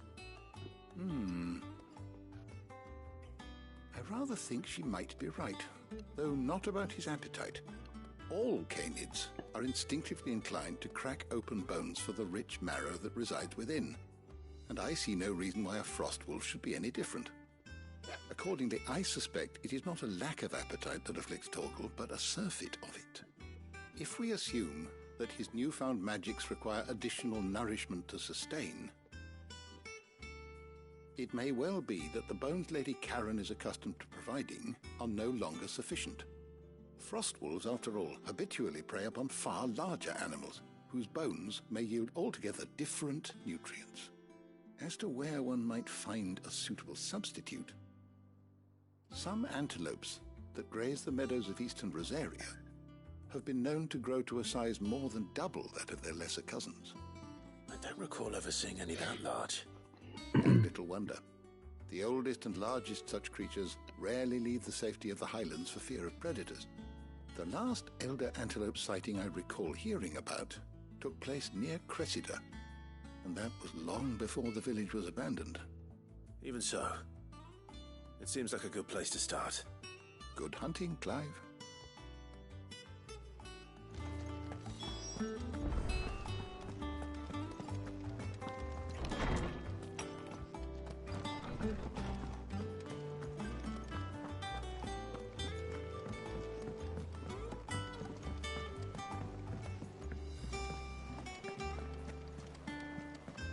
Is that the thing Tomes helped with? Ned told me she was building a ship.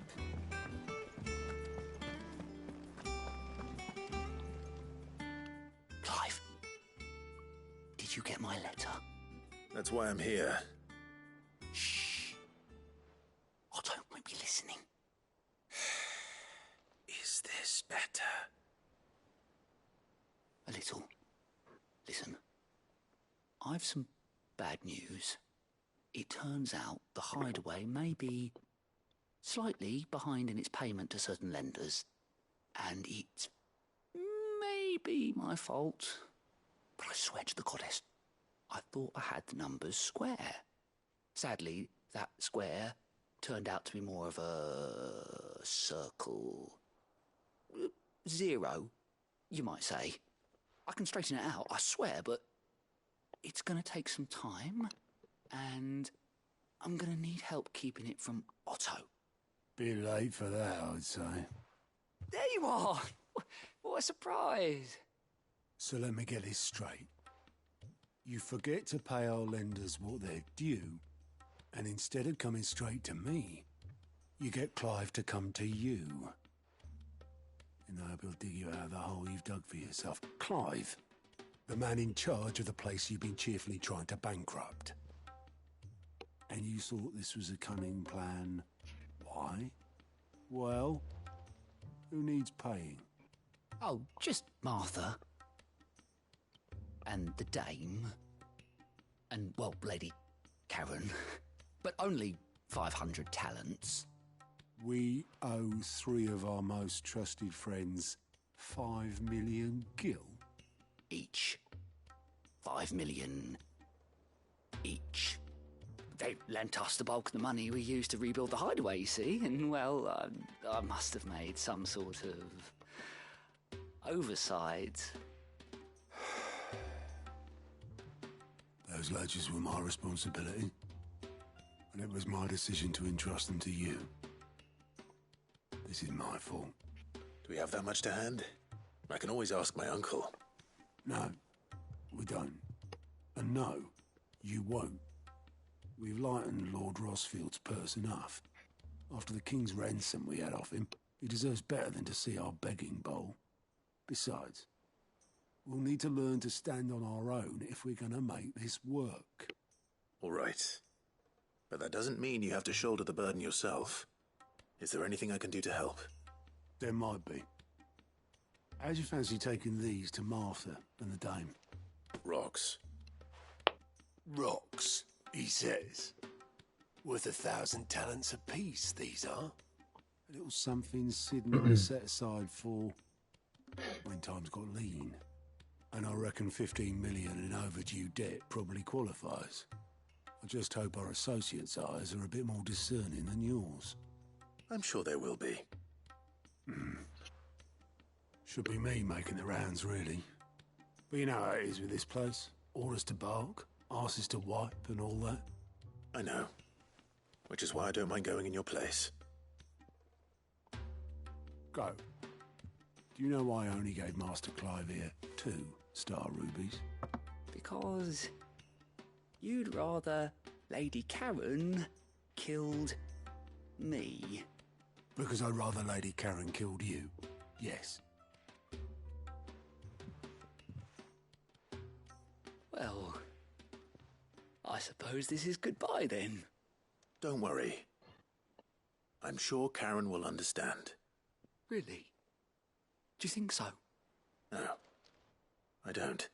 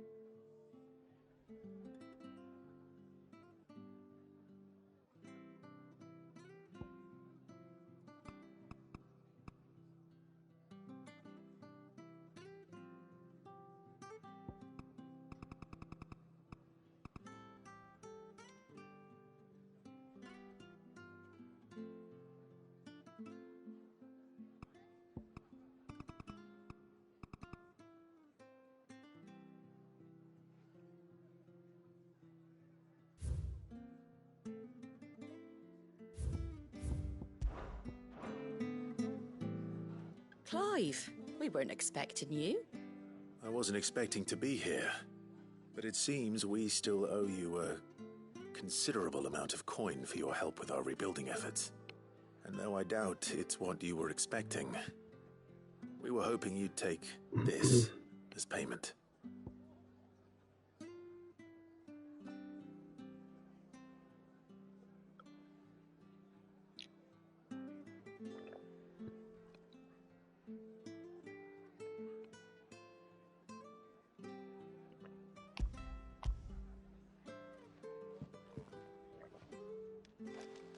A star, Ruby? I can't accept this. It's worth at least twice what you owe me. More if you can find yourself the right buyer. Think of the difference as interest. Interest? If word got out I charged that much, no one would ever borrow from me again. Anyway, why are you the one here asking me about this? I'd have expected Otto.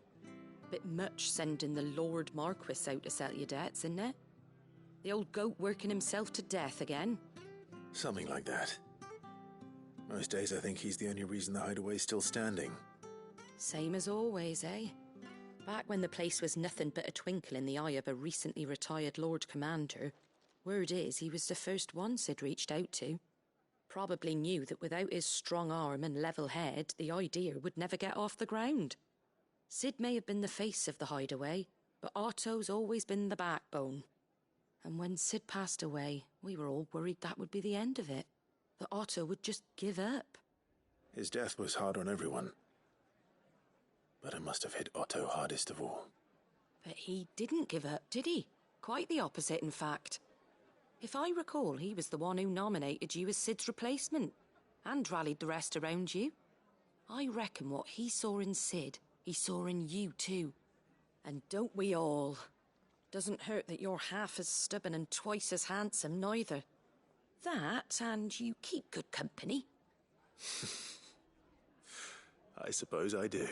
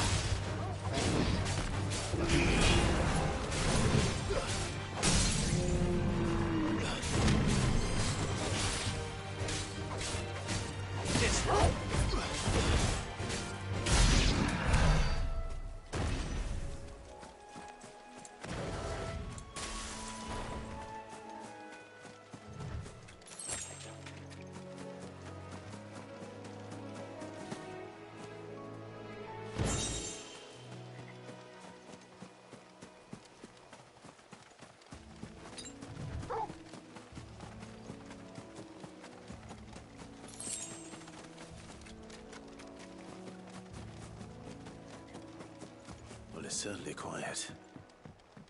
If I were a giant antelope, it would seem like just the place.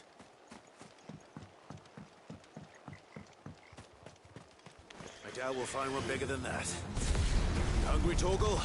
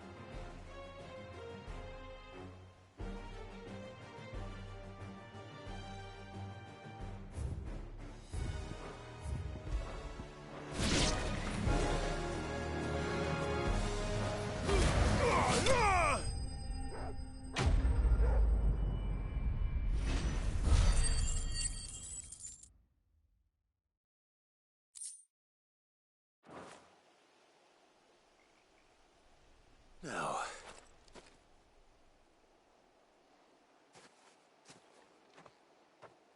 will it be enough, I wonder?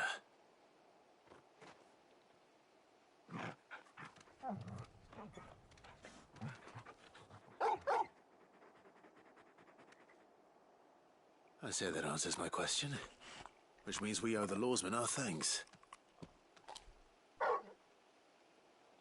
You're just a big puppy, aren't you? A very big puppy.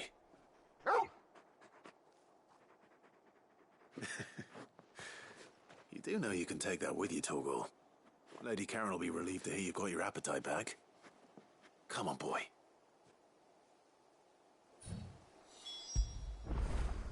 When did you get so big?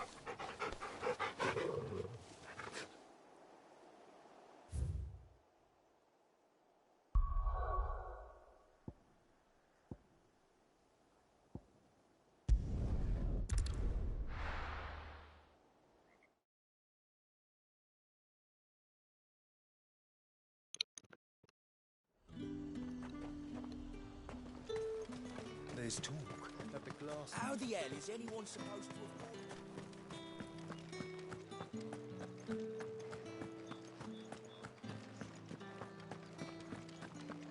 Did you hear? The gates to heaven call. I want to see you again. What can I do without sweet water and oil of talc? Still no caravan from the Dominion's coffin? Milady, I come bearing gifts. Gifts? Whatever is the occasion.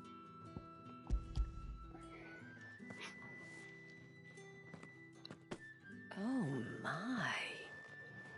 Clive, you really have outdone yourself. Otto asked me to give it to you. To settle the Hideaway's debt with the Veil. And to compensate you for the time it took us to do so. You disappoint me, Clive. I thought you might finally be warming to me. Tell Otto he can keep his baubles. I tried to tell him as much the first time around. The man owes me nothing, nor does the Hideaway. My contribution to the restoration effort was made freely and willingly. It was the least I could do. You once told me Sid did you a kindness. I'd like to do the same. Please, accept it. For my sake. And for Otto's. For all of us. For all you've done. It is rather fetching, isn't it? Very well. Otto is lucky to have you, Clive. I doubt anything could ever replace his son. But you and the others at the Hideaway are the closest thing he has to family. Otto had a son. Long ago, yes. Sid told me Otto lost him when he was just a boy, and blamed himself for not being able to stop it. I don't know how it happened, whether there was anything he could have done, but it was clear that it weighed heavily on him. I didn't know. How could you have? I doubt anyone did. Besides Sid, I've never met a man more keen to bear his sorrows in stoic silence. An ill habit, given that both have always been surrounded by friends desperate to help them. I'm beginning to see that.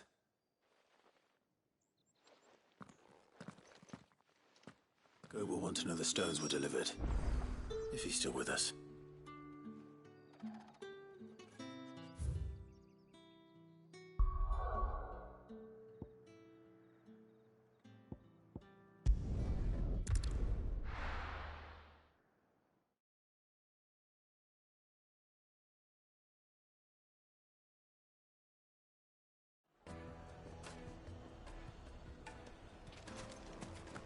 People take notice of wealthy men.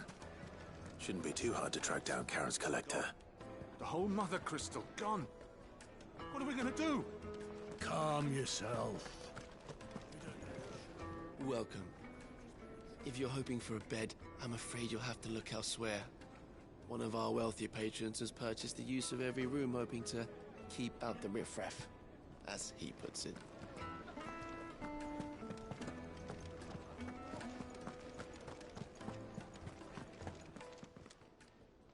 My reputation will be ruined! Ruined! Calm yourself, Lord Ignac, I beg of you, before you do yourself a mischief. Pardon the intrusion, but... Out! Get out! I paid for these rooms so I wouldn't be disturbed. Leave me be! Please, allow me to apologize. His lordship is going through a difficult time, and he's never been fond of guests arriving unannounced. Radim! Get rid of the filthy oaf this instant! Very good, Lord Ignac. Would you mind stepping outside for a moment?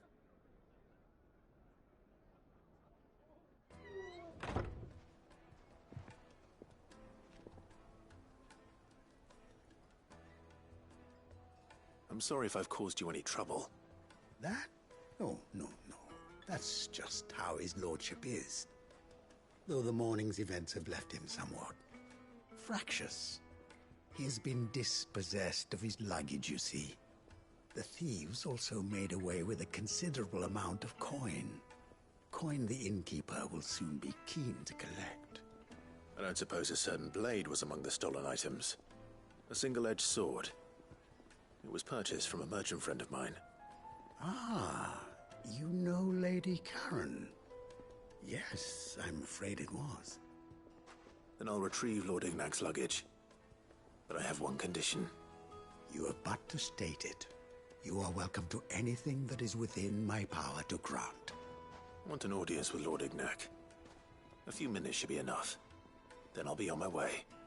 A condition I would be a fool to refuse. Of course, you shall have your audience. I don't suppose you saw where the thieves went? I did not, no. Though some discreet inquiries made on his lordship's behalf mean that I know where you might find them. The bandit's bed. Every ill-gotten coin in Dalamal is said to pass through that disreputable corner of the Valcroy. Then that's where I'm heading.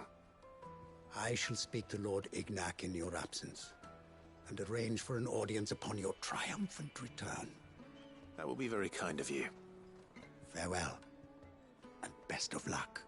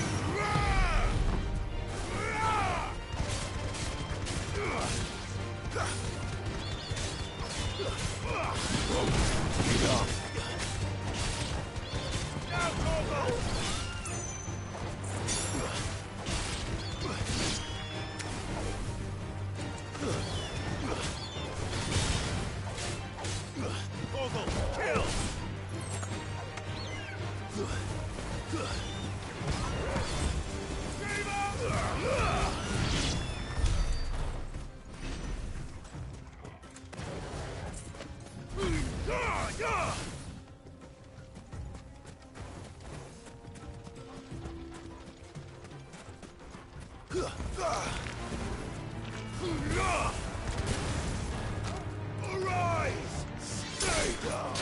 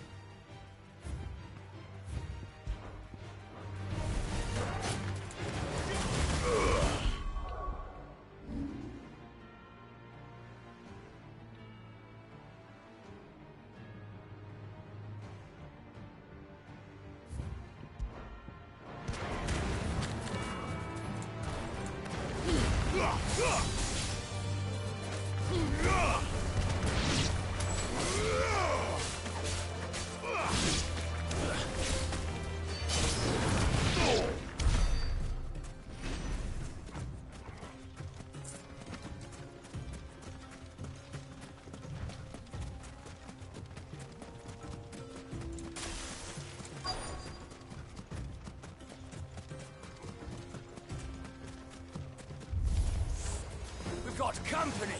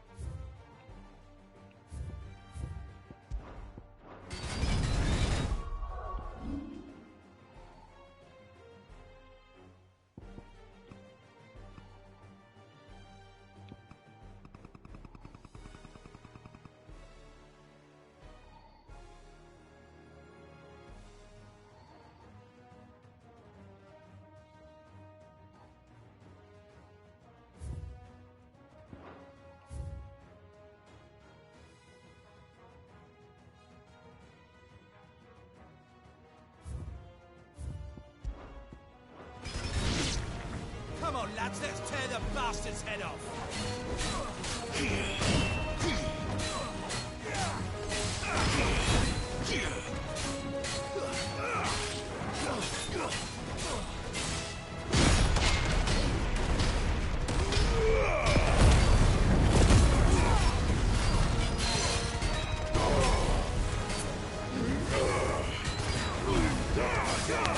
Come on!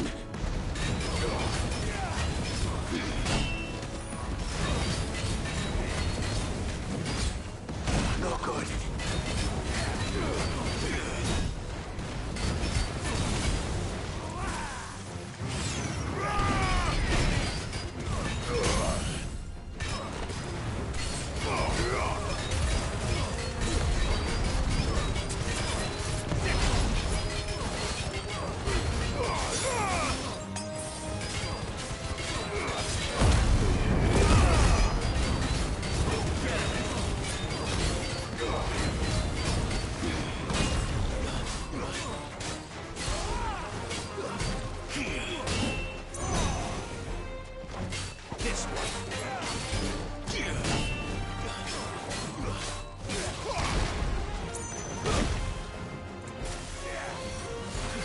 No good.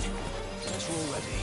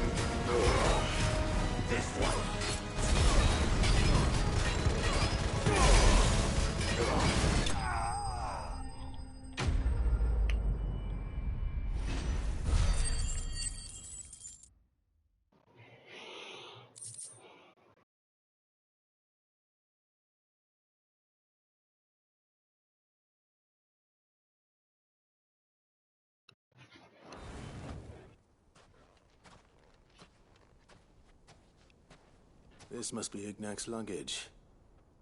Nothing seems to be damaged. All right. Let's get it back to Dalamel.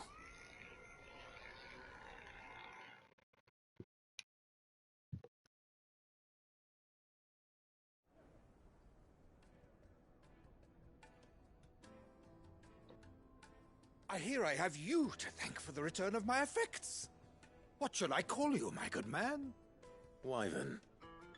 Glad to make your acquaintance. A formidable name indeed. Well, Wyvern, I appear to be in your debt. Redeem here tells me you wished for an audience. Is that all? A few moments of your time should suffice, yes. You're a peculiar fellow, Wyvern. All right, speak. Master Wyvern was wondering if you could tell him about a certain single-edged sword you recently acquired. Oh, a true work of art, that one. Karen drove me hard on the price, but I would have sold her Radim here to get my hands on that sword. It was made in the Outer Isles, far beyond the Twins, and is used exclusively by the practitioners of a unique school of swordsmanship. They believe no combat should ever exceed a single strike, and hone their blades to such perfection that none ever does. Each sword is made for that one perfect stroke, and for that stroke only. They crack upon a second blow. There's a brutal sort of beauty to it, really. But how do they hone such an edge? Fine question. Why, they use a whetstone, of course. Whetstones, rather. A whole array of them, ranging from the coarse to the fine. 10,000 licks with the sharpening stone, then 10,000 more. But it is the final stone which lends the blade its legendary sharpness. A mineral quite foreign to this great realm of ours. And that is the key. The secret ingredient. Wyvern, it occurs to me that my little lecture is hardly equal to services rendered. Take this, together with my regards.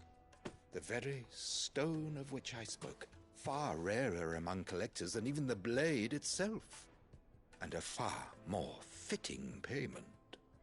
Thank you. Pardon the intrusion, my lordship. However, it is long past time we prepared ourselves to depart. So it is. I am locked in bitter competition with a rival collector of curiosities. I am one step ahead of the unscrupulous scoundrel, but he is hard at my heels. And there are many other collectors out there. Too many to count, but only one do I consider my nemesis. Lord Byron Rosfield. And is a perennial thorn in my side. I can imagine. Farewell, Wyvern. May our paths cross again. Radim, we mustn't dawdle.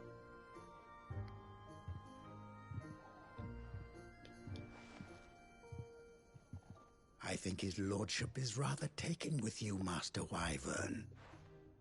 Thank you again for your assistance. Coming, my lordship. I'll be right there.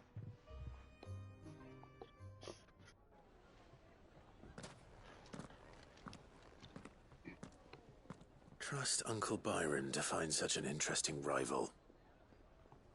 Now, let's see what Blackthorn makes of this whetstone, shall we?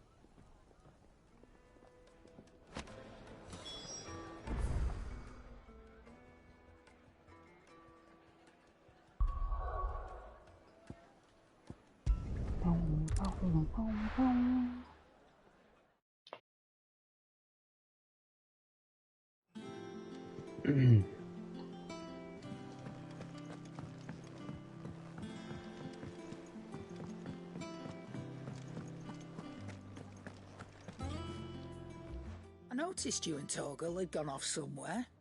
Take him for a walk, did you? You could say that.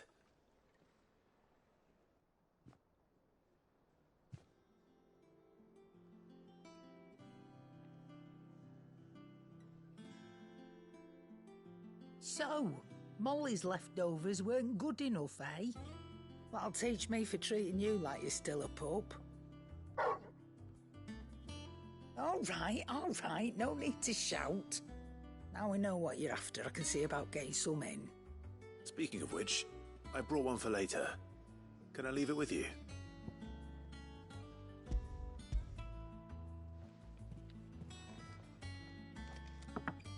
You can, aye. I'm nice like that. In return, you can thank Tomes for me. The bloody know-it-all. I was just on my way to see him.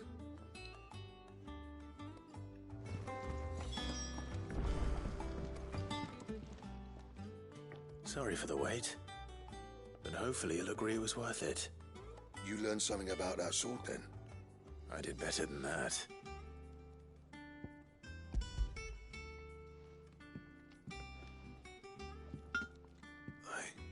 A whetstone?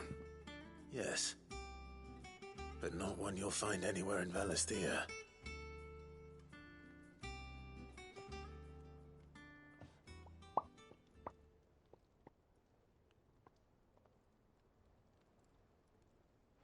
No wonder I couldn't get the same finish on the grinding wheel. One hit and all done, eh? Might not be so bad if all you ever fought were duels. But good luck on the battlefield. Your second opponent would be your last, no matter how good you were.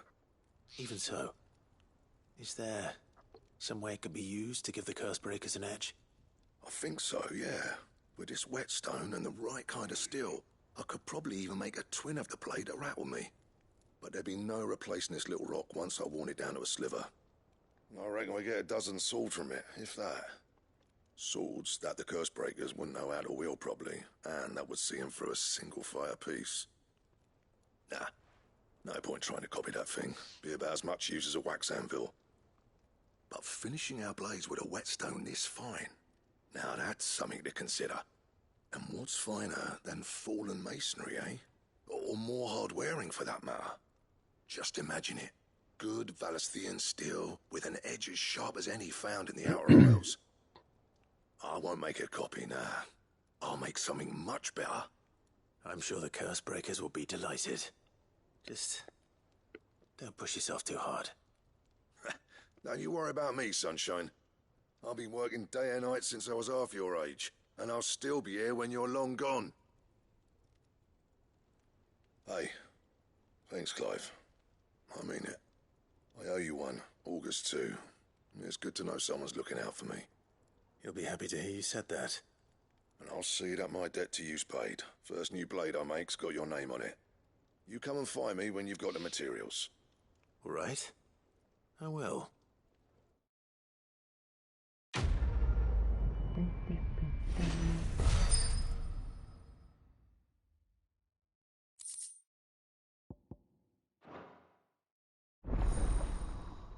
Excalibur.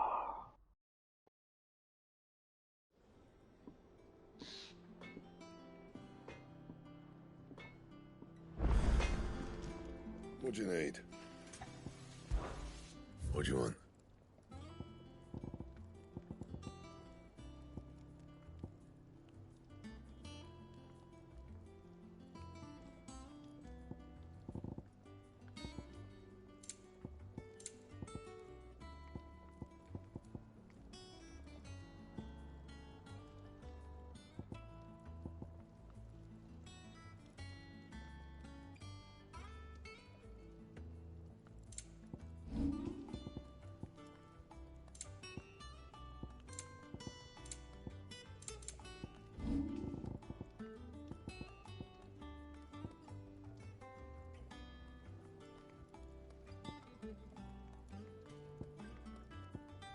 Anything else?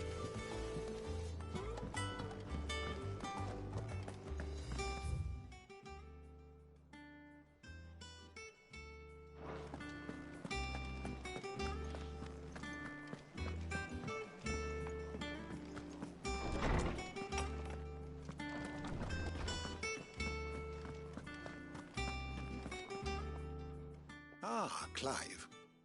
Were you able to locate your quarry? We were indeed, Lawsman. You pointed us in exactly the right direction. And Torgal's been a very happy hound ever since. Very good, very good. Lady Karen sends her thanks, by the way, for your part in solving the mystery. Ah. But that reminds me.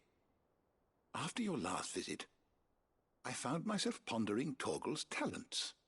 Do you recall our conversation concerning Lady Jill's role in Torgal's transformation?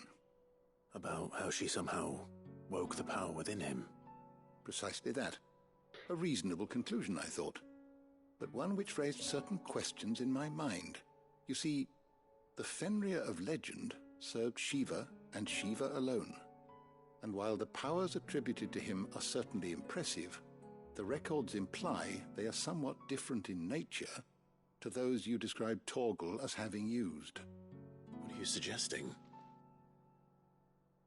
That Torgal may be the beneficiary of more than one icon's power. Consider that in addition to Lady Jill, he has served as a loyal companion to you, your brother, and even the late Cid.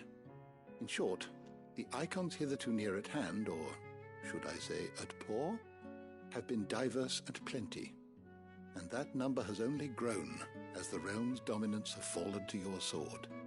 One can but speculate as to how all of this has affected Torgal. He has seemed more fierce of late.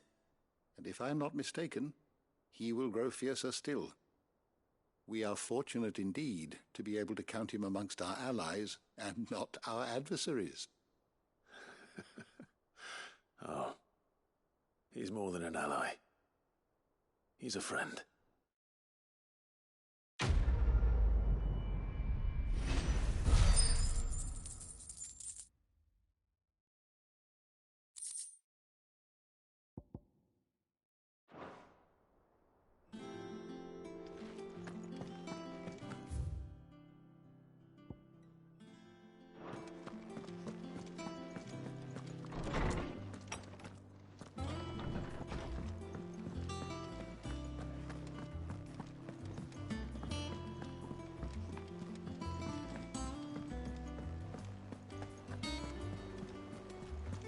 Is that the thing Tomes helped to build? Mid told me she was building a ship.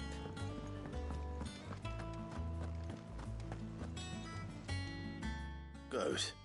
Still alive, I see. So Lady Karen accepted the ruby. Ah, about that. I tried my best, but she was just too stubborn to take it. She threw it right back in my face, in fact, and told me I could stick my stupid stone where the sun don't shine.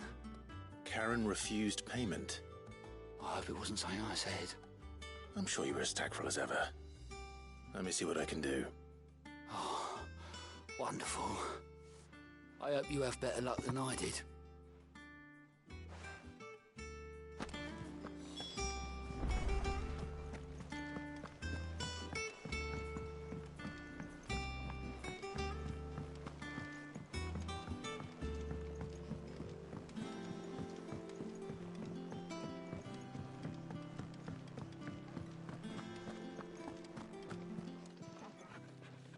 Lady Karen, Goat tells me you weren't happy with our offer.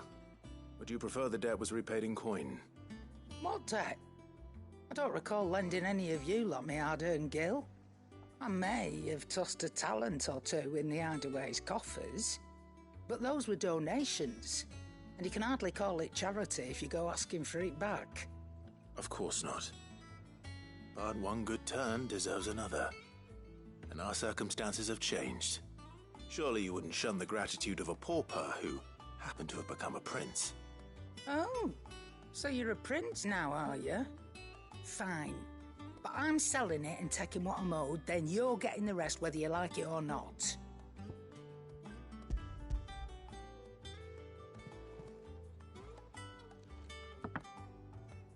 Where'd you even get this? A decent trader might nab 1,000 talents for a star ruby. A canny one, meanwhile, might claim it were nicked from the belt of Cid the Outlaw himself and ask twice as much. Might be I already have a buyer in mind. Might be you even know her. A fine continental maid whose beauty's only eclipsed by a guile in commerce. You wouldn't mind, would you? Not at all. Just be sure to tell her that it's always a pleasure doing business.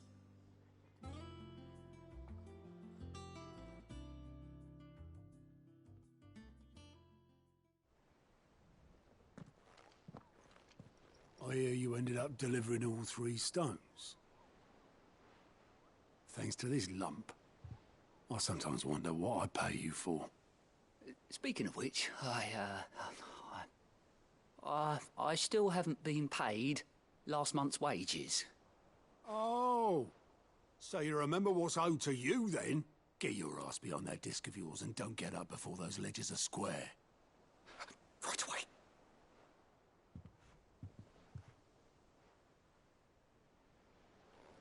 I've seen that before. Yeah, yeah. Plenty of times. It was the only goblet Sid ever used, either out of habit, or because the filthy sod couldn't be bothered to find a clean one. I knew so little about him. Like most people. Martha and the Dame both seem to have fond memories of him. I bet they do. How long did you know Sid before he... Before he died? 20 summers, give or take. Back in the day, I was a purser on a trade ship, which is where I met him. He bought passage to... I forget where. But having nothing better to do on the long nights, we set up drinking island rum till the morning bell dragged me back to my duties. Quit my post not long after that, on account of making a fine maiden's belly fat. But me and Sid stayed close, promising we'd one day sail the seas again. That was before fate stepped in and said she was having none of it. The magic woke inside my son soon after his first name day, and there was no hiding his knack. Couldn't you and your family have... My family were the ones who summoned the constable, wanted the monster taken away. I couldn't turn my back on him, forget what I felt, and I couldn't for the life of me understand how they could. Luckily, Sid was of the same mind as me. It was him who stood beside me when all I wanted was to tear the whole world down. Him who cried for me when I had no tears left of my own. Him who swore he'd do everything he could to stop it from happening again. And he was true to his word, too. Left the Royal Army once and for all.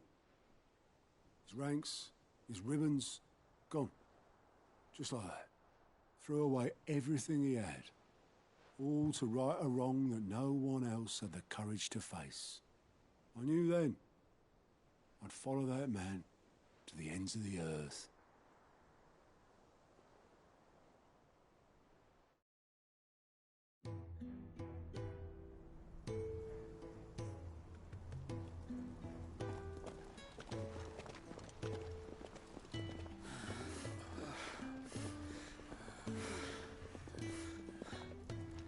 He was always too clever for his own good, was Sid. Saw the world for what it really was, while the rest of us were content to go along with the lie we were shown. And it can't have been easy, bearing that burden alone.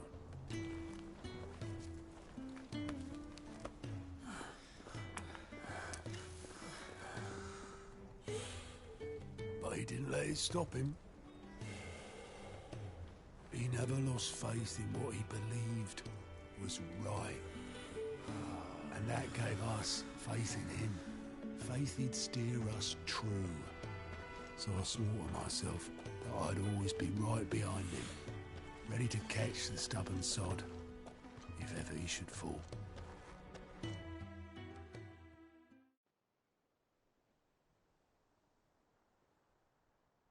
But I couldn't even do that.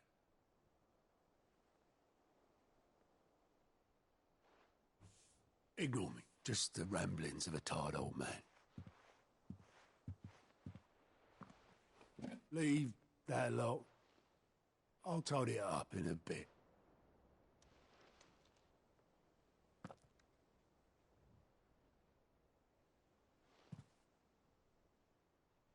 This is Sid's handwriting.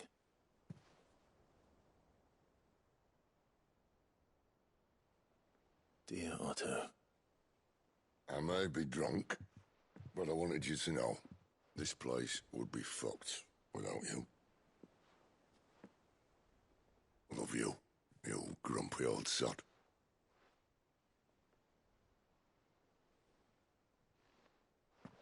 This note. Hmm? What about it? Sid was right. Without you, we'd all be lost.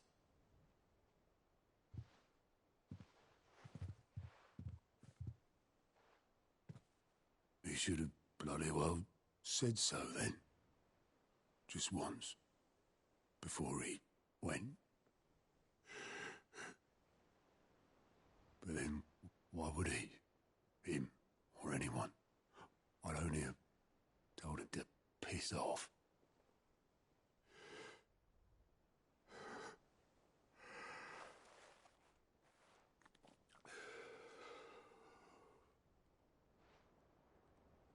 You're wrong, though.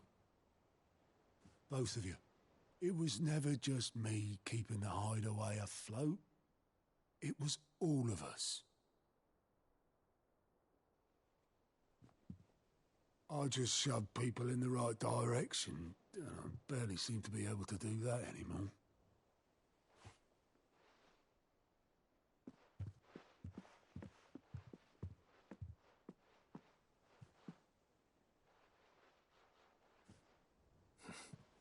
Would you rather goat were at the helm? Well, maybe I've got a few more years left in me. I'm going to hold you to that, Otto.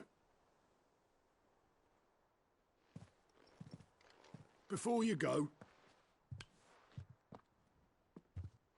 Sid would have wanted you to have this. But that's... This'll do me just fine.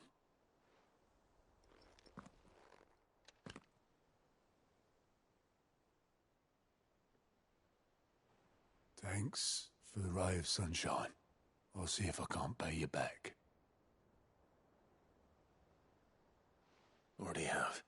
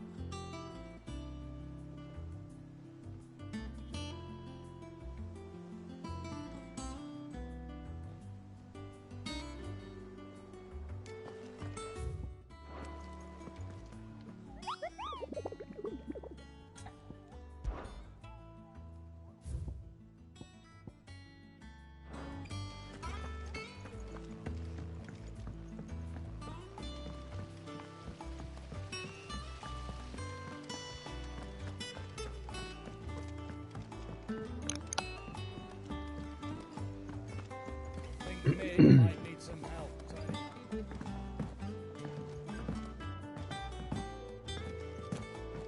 Well. Here, Sid. Reckon you might be just the man to help me out of a bit of bother, if you've a mind to. Let's hear it. Well, it's about this alembic the chief's got me making. Lovely bit of kit, it is. Bunging a solution you want splitting, and it'll separate it out, just like that. Problem is, it won't always get rid of all the impurities. And with some of the stuff we need it for, that ain't good enough. Which is why I've been looking for something to filter the liquid we'll be cooking off. And that's where I was hoping you could help me out. I imagine Ty could get some use out of this alembic too. Distilling medicines and the like. All right. Why not? Proper job! So what exactly do you need for this filter? Nothing but bomb ash'll do, says the chief. Gave me a sample she'd obtained from the university stores. Couldn't believe my eyes. You pour the blackest blight water through it, and it comes out clear as a mountain stream. So, I did a bit of reading about where I might be able to get hold of some. And do you know what I found out? It's only the blimmin' bones of a bomb king. They leave them behind when they die, see? I take it that's where I come in. If you wouldn't mind. I saw a billet on the hunt board for one just the other day. Would have gone myself, but, well, fighting dirty great balls of flame isn't exactly my forte. You, on the other hand... All right. I'll see what I can do. Thank you kindly. And good hunting, eh?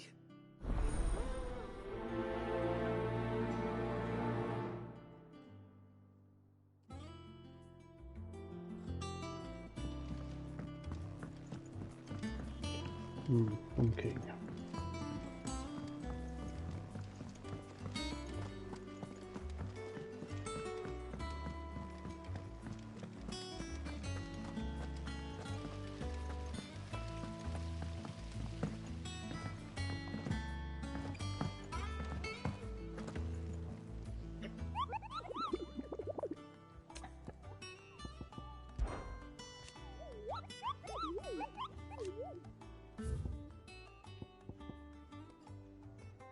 The clock.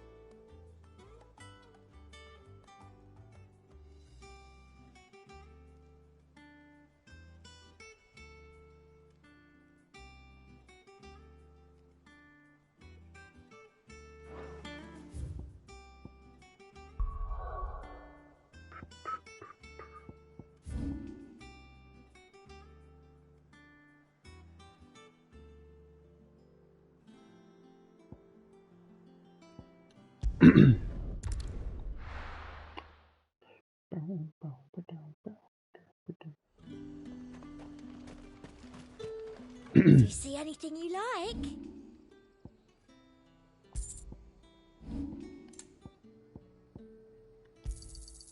An excellent choice. Slate. Stony.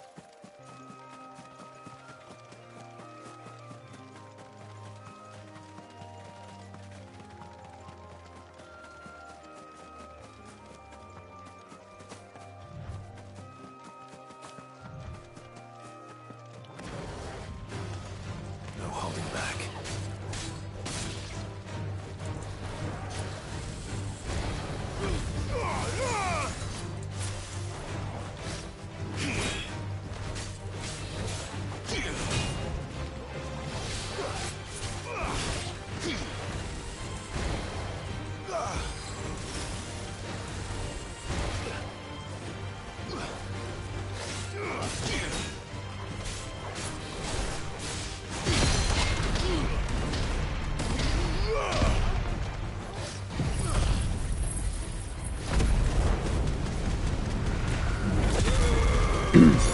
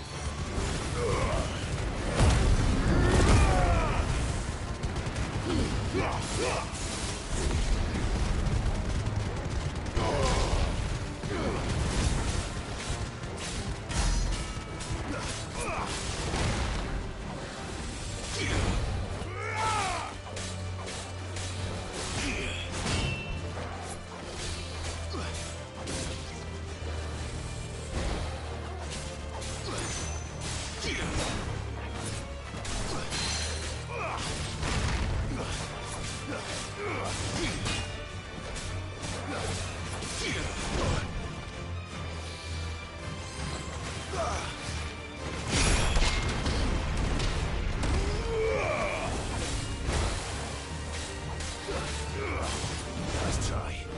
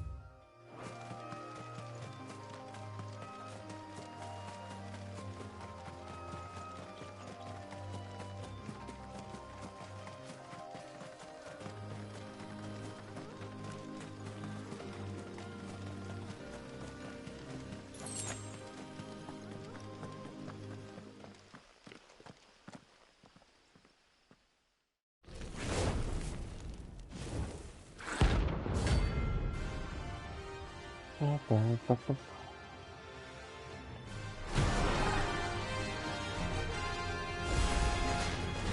we have here. Greetings, Your Majesty.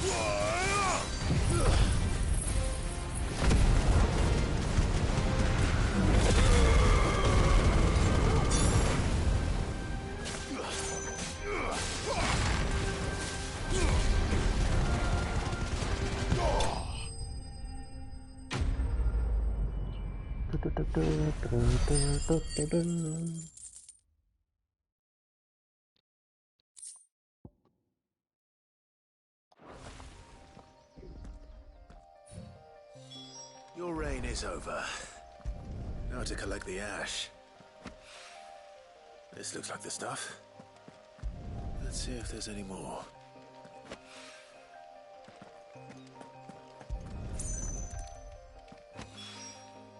That should do it. If Hawaiian needs more than this, he can fetch it himself.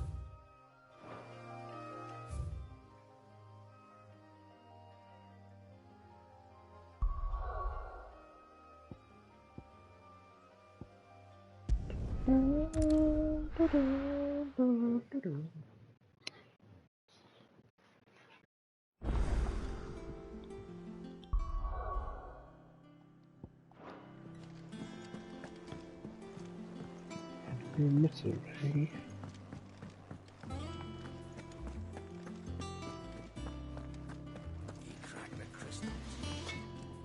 Clive.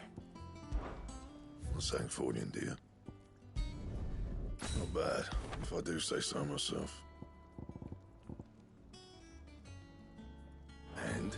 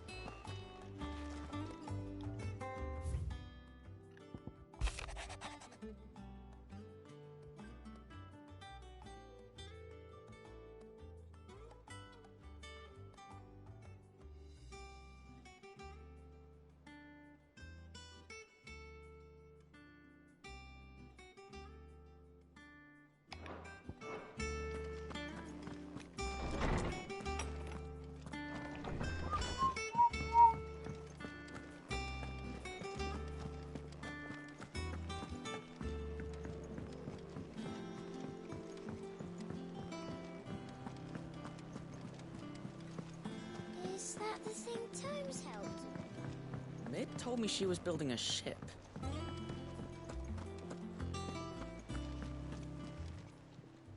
Welcome to the Patron's Whisper.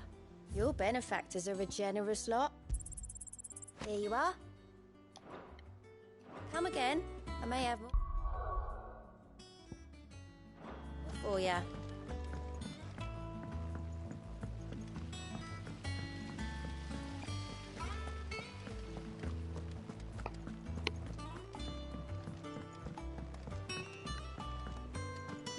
I think Mid might need some help.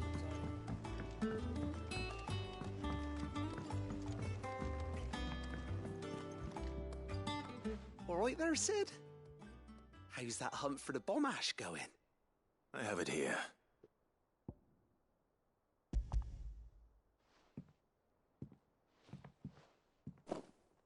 That's the stuff. And plenty of it, too. Enough to keep the Olympic bubbling away for a good old while. You're a gent, Sid. Let nothing say otherwise. Right then, let's get this contraption up and running.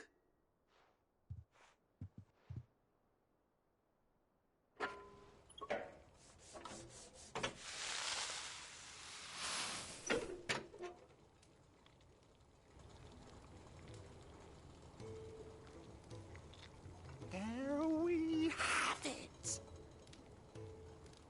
The Telemon Alembic. And it works just like the chief said it would. Very impressive. Says the man who cut down a burning boulder. Speaking of which, I still haven't returned the favor. There's no need. The good it will do for the hideaway is reward enough. Don't be silly.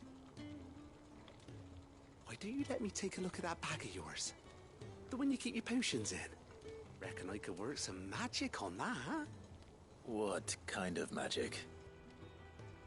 Well, we happen to have isolated a substance in our test run of the Alembic that I reckon will make even the toughest leather supple as anything. Thought we might use it to breathe new life into old boots and the like. Save the hideaway a few gil. But I reckon if we slap a bit on your bag, it'll loosen it up enough for you to squeeze in a bottle or two more. Well, it can't hurt to try, I suppose. That's the spirit. Leave it with me. I'll only be a mo. Only be a mo.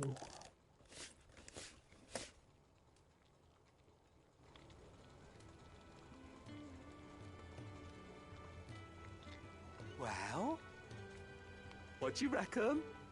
It certainly feels more flexible. Right? Told you. Thank you. I think. No. Thank you for supporting Mid and the rest of us in our endeavors. Without you, we'd never have been able to discover wonders like that stuff I rubbed on your bag. And I'm telling you, there's plenty more where that came from.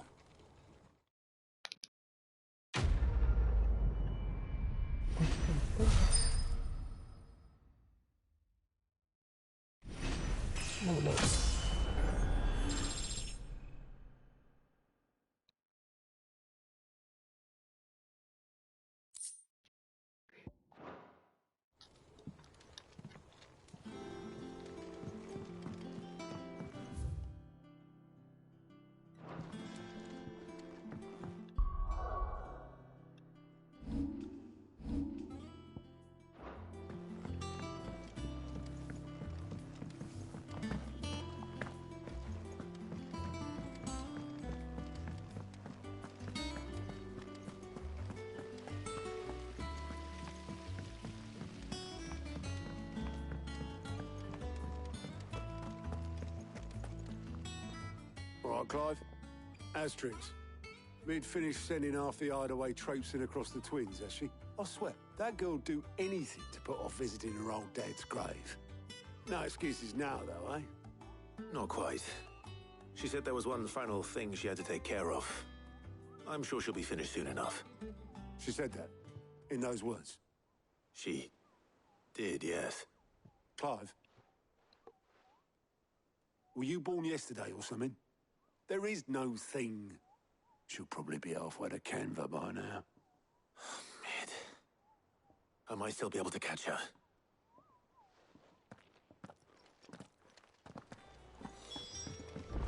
Mid told me she was building a ship.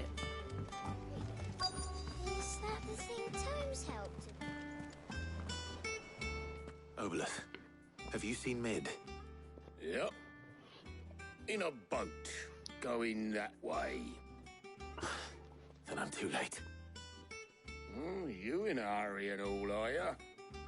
Oh, I offered to take her across, but she wouldn't wait. Just paid for a dinghy and rowed off. Oars going like the clappers. Got some life in her, ain't she? But anyway, I was on my way up to see you, as it happens. Got a letter for you. Urgent, by the sound of it. One of your uncle's men said I was to hand it to you in person, post-bleeding haste. And you're here now. Thank you, Obelith. Don't mention it. What tidings, Uncle?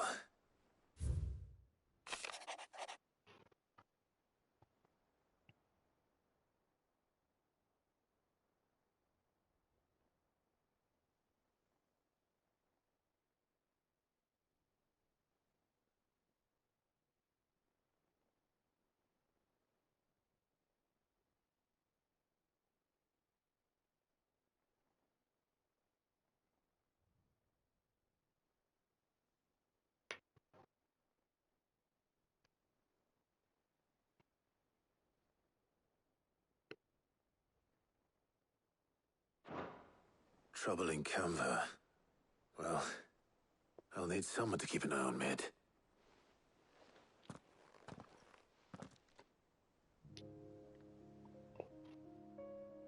So what? Mid got us to do all the dirty work and then just sailed off into the sunset? It, seems that way. Well, nothing we can do about it now. But next time you plan on visiting Sid, you might want to tie her to something before you suggest it. Ah, don't be so hard on her. Got to admit, the dirty work was kind of fun. Everyone pitching in, all that bollocks. Just like when we built this place. You're right. Anyway, we all set to head to the old hideaway. I could do with getting to Canva pretty sharpish. Wouldn't do to keep Lord Rosfield of the Seven High Houses waiting now, would it? Not after he asked for me personally. Gav will be leaving with me. Will you mind the place while we're gone? You can count on me. Just be sure to give Sid and the others my regards. All right. Oh, by the way, Jill will be joining us too. She's got some things to take care of, but she'll meet us there. I hope she's telling the truth at least.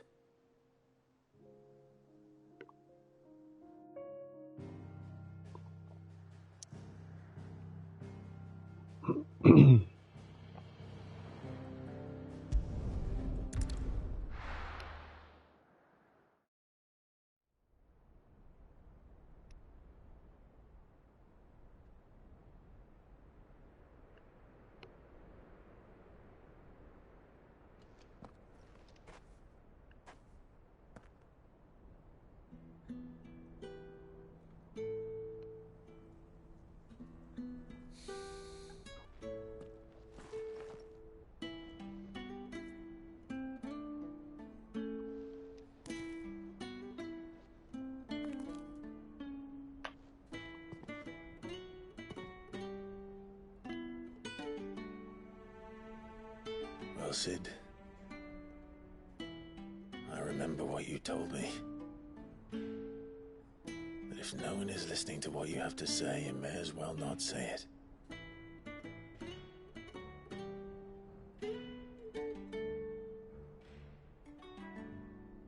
But I will say this, old friend. Hugo Cooker is gone. His shadow looms over us no longer. It's a pity the Phoenix can't be in two places at once. If he'd have been with us, maybe he could have done something for the lost. Not even the Phoenix can bring people back from the dead. Life has a beginning and an end. So we must live while we have the chance. And not as slaves to the crystals, but as free men. May we join you?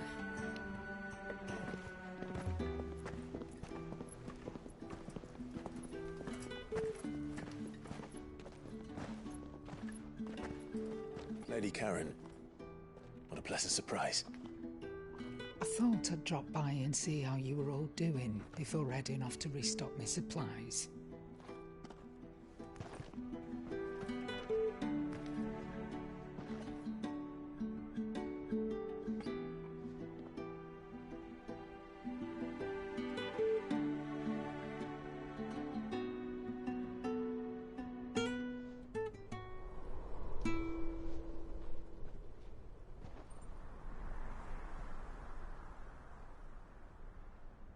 It wasn't the most scenic view back then, but it were never as bad as this. I know. The Blight marches on. And soon, there will be no escaping sights like these.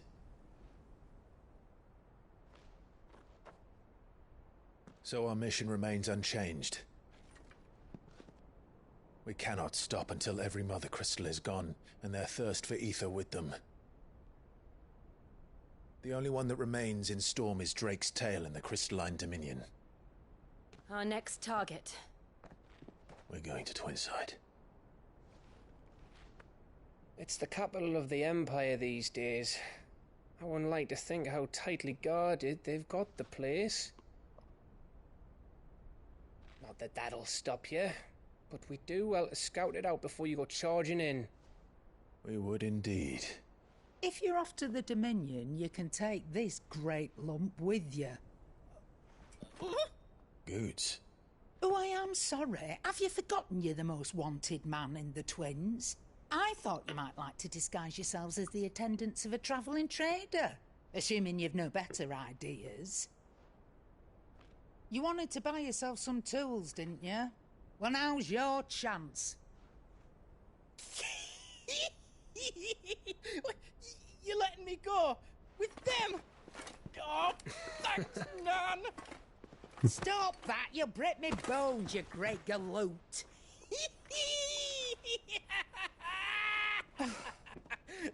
There's a caravan that runs back and forth between the Dominion and the Bocklad markets. It's managed by the Merchants Guild. Just show them Goots' traders pass and you'll be on your way. It'll be a damn sight less risky than footing it the length of the Crystal Road. That's for sure. Thank you, Karen. And glad to have you with us, Goots. Okay then. I'll get me things and I'll meet yous there. See yous down in Bocklad. Get off! Me poor fingers! Jill, you're with me. Understood. And Gav? Already on my way, Captain. Be careful. Aren't I always?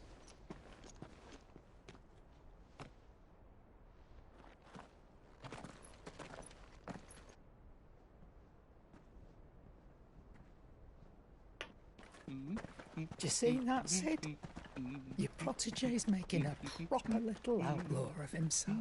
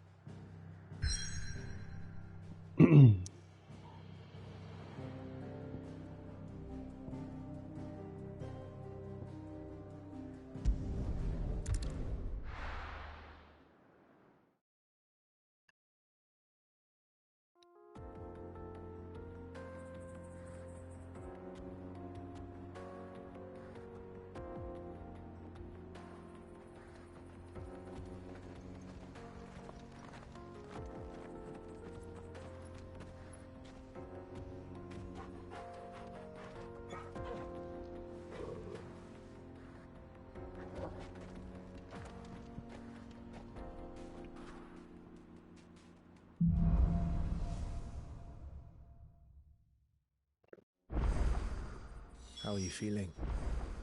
Better. Thanks to Taya. I'm glad to hear it. And Torgal helped too. Didn't you, boy?